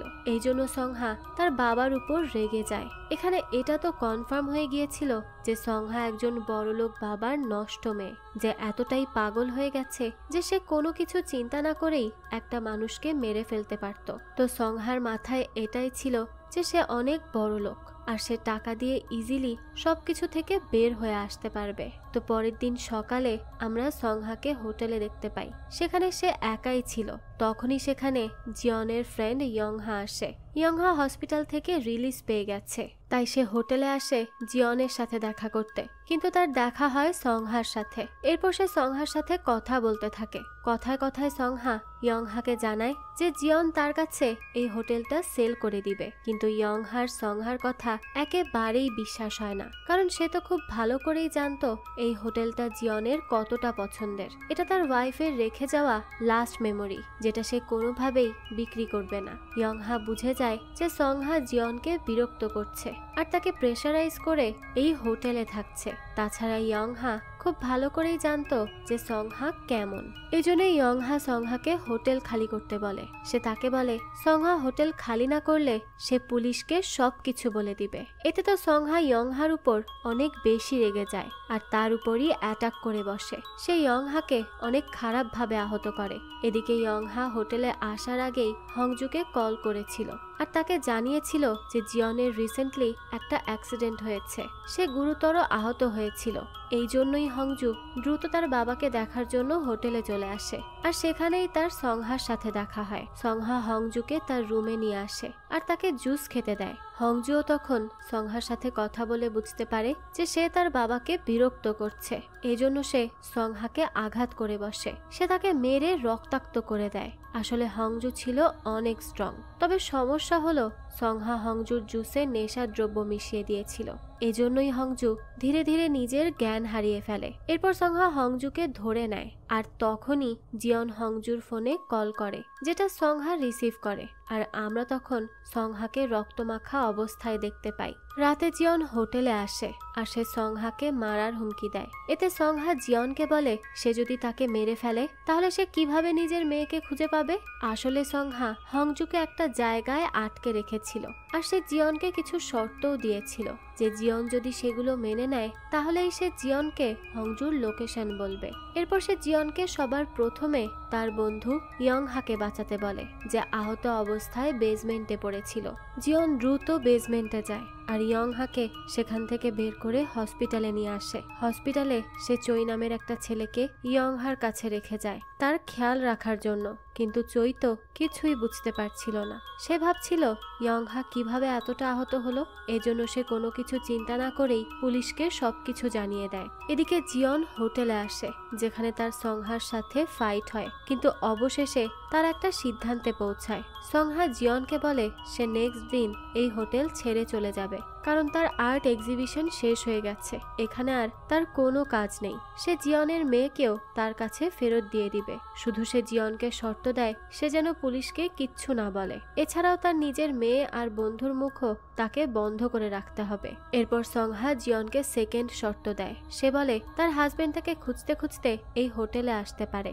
জিয়ন শুধু সংহার হাজবেন্ডকে বলবে যে সে সংহাকে চেনে না, আর সে কখনোই এই হোটেলে আসেনি। এছাড়া সে জিয়নকে একটা লাশ লুকানোর জন্য হেল্প করতে বলে।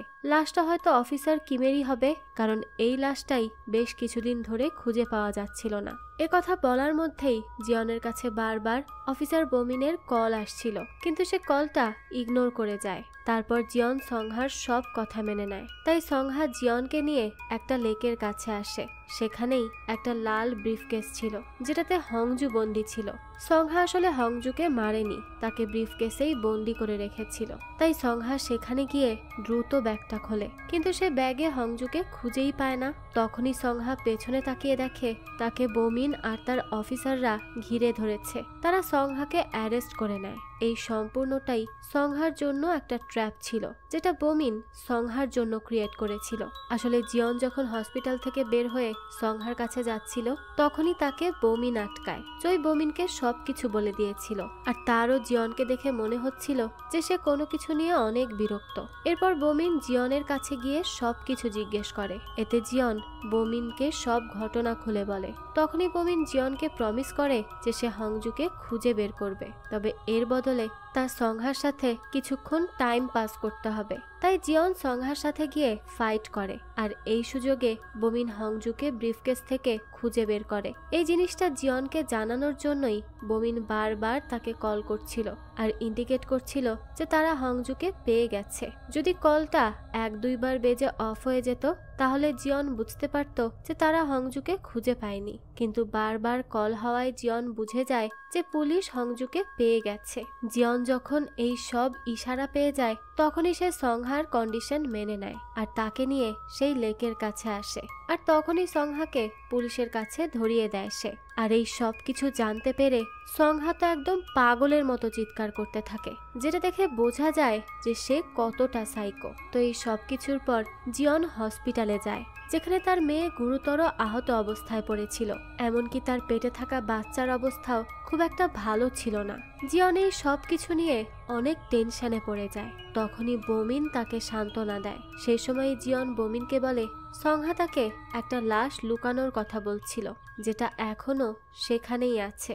সে বলতে থাকে ওই এলাকায় কোথাও না কোথাও অবশ্যই অন্য একটা মানুষের লাশ আছে যাকে সংহা মেরেছে। তো এরপরই বোমিন পুলিশ স্টেশনে যায়, যেখানে সবকিছু তছনছ হয়ে পড়েছিল। এর কারণ হলো বোমিন একটা হাই প্রোফাইল লোকের মেয়েকে ধরে এনেছিল, অর্থাৎ সংহার বাবা। তো তার বাবা পুলিশকে অনেক প্রেসার দিচ্ছিল যাতে তারা সংহাকে ছেড়ে দেয়। এমনকি বোমিনের সিনিয়ররাও তাকে সংহাকে ছেড়ে দিতে বলে, কারণ তাদের উপর অনেক প্রেসার দেওয়া হচ্ছিল। এরপর পুলিশ স্টেশনে সংহার উকিল আসে আর সে সংহাকে ছাড়িয়ে নিয়ে যায়। বমিন বুঝে গিয়েছিল যে পরের দিনই সংহা এই দেশ ছেড়ে চলে যাবে, তাই যত দ্রুত সম্ভব তার বিরুদ্ধে প্রমাণ কালেক্ট করে তাকে অ্যারেস্ট করতে হবে। এরপর বমিন তার ফোর্স নিয়ে জঙ্গলে যায় সেই লাশটাকে খোঁজার জন্য, যেটাকে সংহা দাফন করার কথা বলছিল। আর অবশ্যই ওই লাশটার গায়ে সংহার রক্ত লেগে থাকবে, যেটা দিয়ে তারা খুব ইজিলি প্রমাণ করতে পারবে যে সংহাই ওই লোকটাকে মেরেছে। তো এরপর দেখা যায় পুরো পুলিশ ফোর্স লাশটাকে খোঁজার কাজেই লেগে পড়ে। আর অবশেষে তারা ভোরবেলা অফিসার কিমের লাশ 2 টুকরো করা অবস্থায় পায়। এসব দেখে তারা তো থ হয়ে যায়। অন্যদিকে সংহা ছাড়া পেয়ে প্রতিশোধ নেওয়ার জন্য চোয়ের কাছে যায় আর সে চোয়ের পুরো লন্ড্রি ম্যাট জ্বালিয়ে দেয়। সংহা আসলে চোইকে পুলিশ স্টেশনে দেখেছিল আর সে তখনই বুঝে গিয়েছিল যে চোই তার বিরুদ্ধে এই সব কিছু বলেছে, এজন্য সে চোয়ের থেকে প্রতিশোধ নেয়। সংহার নেক্সট টার্গেট ছিল জিয়ন আর তার ফ্যামিলি। এখানে আমরা বুঝে যাই যে সংহা খুব ইজিলি তার পাওয়ার দিয়ে জিয়নকে শেষ করে দিতে পারবে। যদিও সংহার প্রচন্ড তাড়া ছিল, কারণ তাকে দ্রুত অন্য দেশে যেতে হবে। তাও সে শেষবারের মতো জিয়নের হোটেলে আসে। এখানে অবাক করা বিষয় হলো এই হোটেলে আসার সাথে সাথেই সংহার তার হাজবেন্ডের সাথে দেখা হয়ে যায়, যে সংহাকে মারার জন্য হাতে বন্দুক নিয়ে দাঁড়িয়েছিল। সংহার হাজবেন্ড তাকে জানায় যে সংহার বাবাই তাকে এখানে পাঠিয়েছে সংহাকে শেষ করার জন্য, কারণ সংহার বাবা তার ল্যাপটপে সেই ছবিগুলো দেখে ফেলেছিল, যেগুলো সংহা খুন করার সময় রক্তমাখা অবস্থায় তুলেছিল। এসব দেখে সংহার বাবা বুঝে যায় যে তার মেয়েকে আর কন্ট্রোল করা যাবে না, সে একটা সাইকো হয়ে গেছে। সংহাকে যদি দ্রুত মেরে ফেলা না হয় তাহলে সে সবাইকে মেরে দিবে আর তাদের পুরো ফ্যামিলির মান সম্মান শেষ হয়ে যাবে। তাই সেই সংহার হাজবেন্ডকে হোটেলে পাঠায়। হোটেলে সংহার হাজবেন্ড তার দিকে সেই বন্দুকটাই তাক করে রেখেছিল যেটা জিয়ন গিহকের কাছ থেকে এনেছিল। তখন সেখানে জিয়নও আসে। এতে সংহা তার হাজবেন্ডের ব্রেন ওয়াশ করার জন্য সব দোষ জিয়নের উপর দেয়, যে জিয়নই তার বাচ্চাকে মারতে সাহায্য করেছিল। সংহার হাজবেন্ড মেন্টালি অনেক উইক হয়েছিল, কারণ এখানে তার বাচ্চাকে মারার কথা উঠছিল। এই সিচুয়েশনে যে কোনো বাবার অবস্থাই এরকম হবে, তাই সে জিয়নের কাঁধে গুলি করে দেয় আর আবারও সংহার দিকে বন্দুক তাক করে। তখনই সেখানে ইন্সপেক্টর বমিন চলে আসে, যে সংহার হাজবেন্ডকে বন্দুক নামাতে বলে, কিন্তু সে কোনোভাবেই বন্দুক নামাচ্ছিল না। তখনই জিয়নের ভেতরের মনুষ্যত্ব জেগে ওঠে আর সে সংহাকে বাঁচানোর জন্য তার হাজবেন্ডের কাছ থেকে বন্দুক কেড়ে নেয়। এখানে সবার মধ্যে অনেক ফাইট হচ্ছিল। এই সুযোগে সংহা বমিনের কাঁধে গুলি করে আর সেখান থেকে পালানোর চেষ্টা করে, কিন্তু সংহার হাজবেন্ড তার পিছু নেয় আর সে সংহাকে দুটো গুলি করে আর সেখানেই মেরে ফেলে। সংহাও সাথে সাথে পুলে পড়ে যায়, যেখানে পুলের পানি নীল থেকে রক্তে লাল হয়ে ওঠে। এরপরই দৃশ্য চলে যায় কয়েক মাস সামনে, যেখানে আমরা দেখি শহরে শীত পড়েছে, বরফে ঢেকে গেছে পুরো শহর। ইয়ংহাও হসপিটাল থেকে রিলিজ পেয়েছে। দেখা যায় জিয়ন এখন তার ফ্যামিলিকে নিয়ে সিওলে থাকছে। এছাড়া সে তার হোটেলটাকে আবারও নতুন করে ঠিক করতে চায়, কিন্তু সে এবার সেটা কাস্টমারের জন্য করবে না, নিজে ভালোভাবে থাকার জন্য করবে। অন্যদিকে আমরা বমিনকে দেখি, যে গিহকের সাথে দেখা করে। সে গিহকের সম্পর্কে সবকিছুই জেনে যায়, কিন্তু সে তাকে অ্যারেস্ট করে না, কারণ সে জানতো গিহক এই সবকিছুর মধ্যে একজন ভিকটিম ছিল মাত্র, যে নিজের মায়ের মৃত্যুর প্রতিশোধ নেওয়ার জন্যই এই কাজটা করেছে, অর্থাৎ তার মায়ের খুনিকেই মেরে ফেলেছে। তো এরপর গিহক বমিনকে সেই ছবিটা দেয়, যেটা 2001 সালে হোটেল লেক ভিউ এর ছিল। এদিকে চই নিজের একটা নতুন ক্যাফে ওপেন করে, যেটা লন্ড্রির থেকেও ভালো চলছিল। এরপর এই গল্পের শেষে জিয়নের ফ্যামিলির রিইউনিয়ন হয়। তখন গিহক জিয়নকে কল করে জিজ্ঞেস করে সে কি জিয়নের হোটেলটা দেখতে পারে। তখন জিয়ন তাকে হোটেলে আসতে বলে। সে গিহককে বলে গিহক এখন তার ফ্যামিলিরই একজন হয়ে গিয়েছে, তাই সে চাইলে যে কোনো সময় জিয়নের কাছে আসতে পারে। এভাবেই দুটো স্টোরি কানেক্ট হয়ে যায় আর এখানেই এই গল্পটা শেষ হয়ে যায়। এই তো ছিল আজকের গল্প। তো এই ক্রাইম থ্রিলার গল্পটি আপনাদের কাছে কেমন লেগেছে সেটা অবশ্যই আমাদেরকে কমেন্ট করে জানাবেন। যদি এতটুকুও ভালো লেগে থাকে তাহলে একটি লাইক দিয়ে যাবেন। আর হ্যাঁ, আমাদের এই চ্যানেলে কিন্তু প্রতিনিয়তই নতুন নতুন ভিডিও আপলোড করা হয়। সেই সব ভিডিওর আপডেট পেতে আমাদের চ্যানেলটিকে সাবস্ক্রাইব করে বেল আইকনে অল দিয়ে রাখতে কিন্তু ভুলবেন না। আজকে তাহলে এই পর্যন্তই, আবারও হাজির হব নতুন কোনো ভিডিও নিয়ে। সেই পর্যন্ত সবাই ভালো থাকবেন আর আমাদের চ্যানেলের সাথেই থাকবেন। ধন্যবাদ।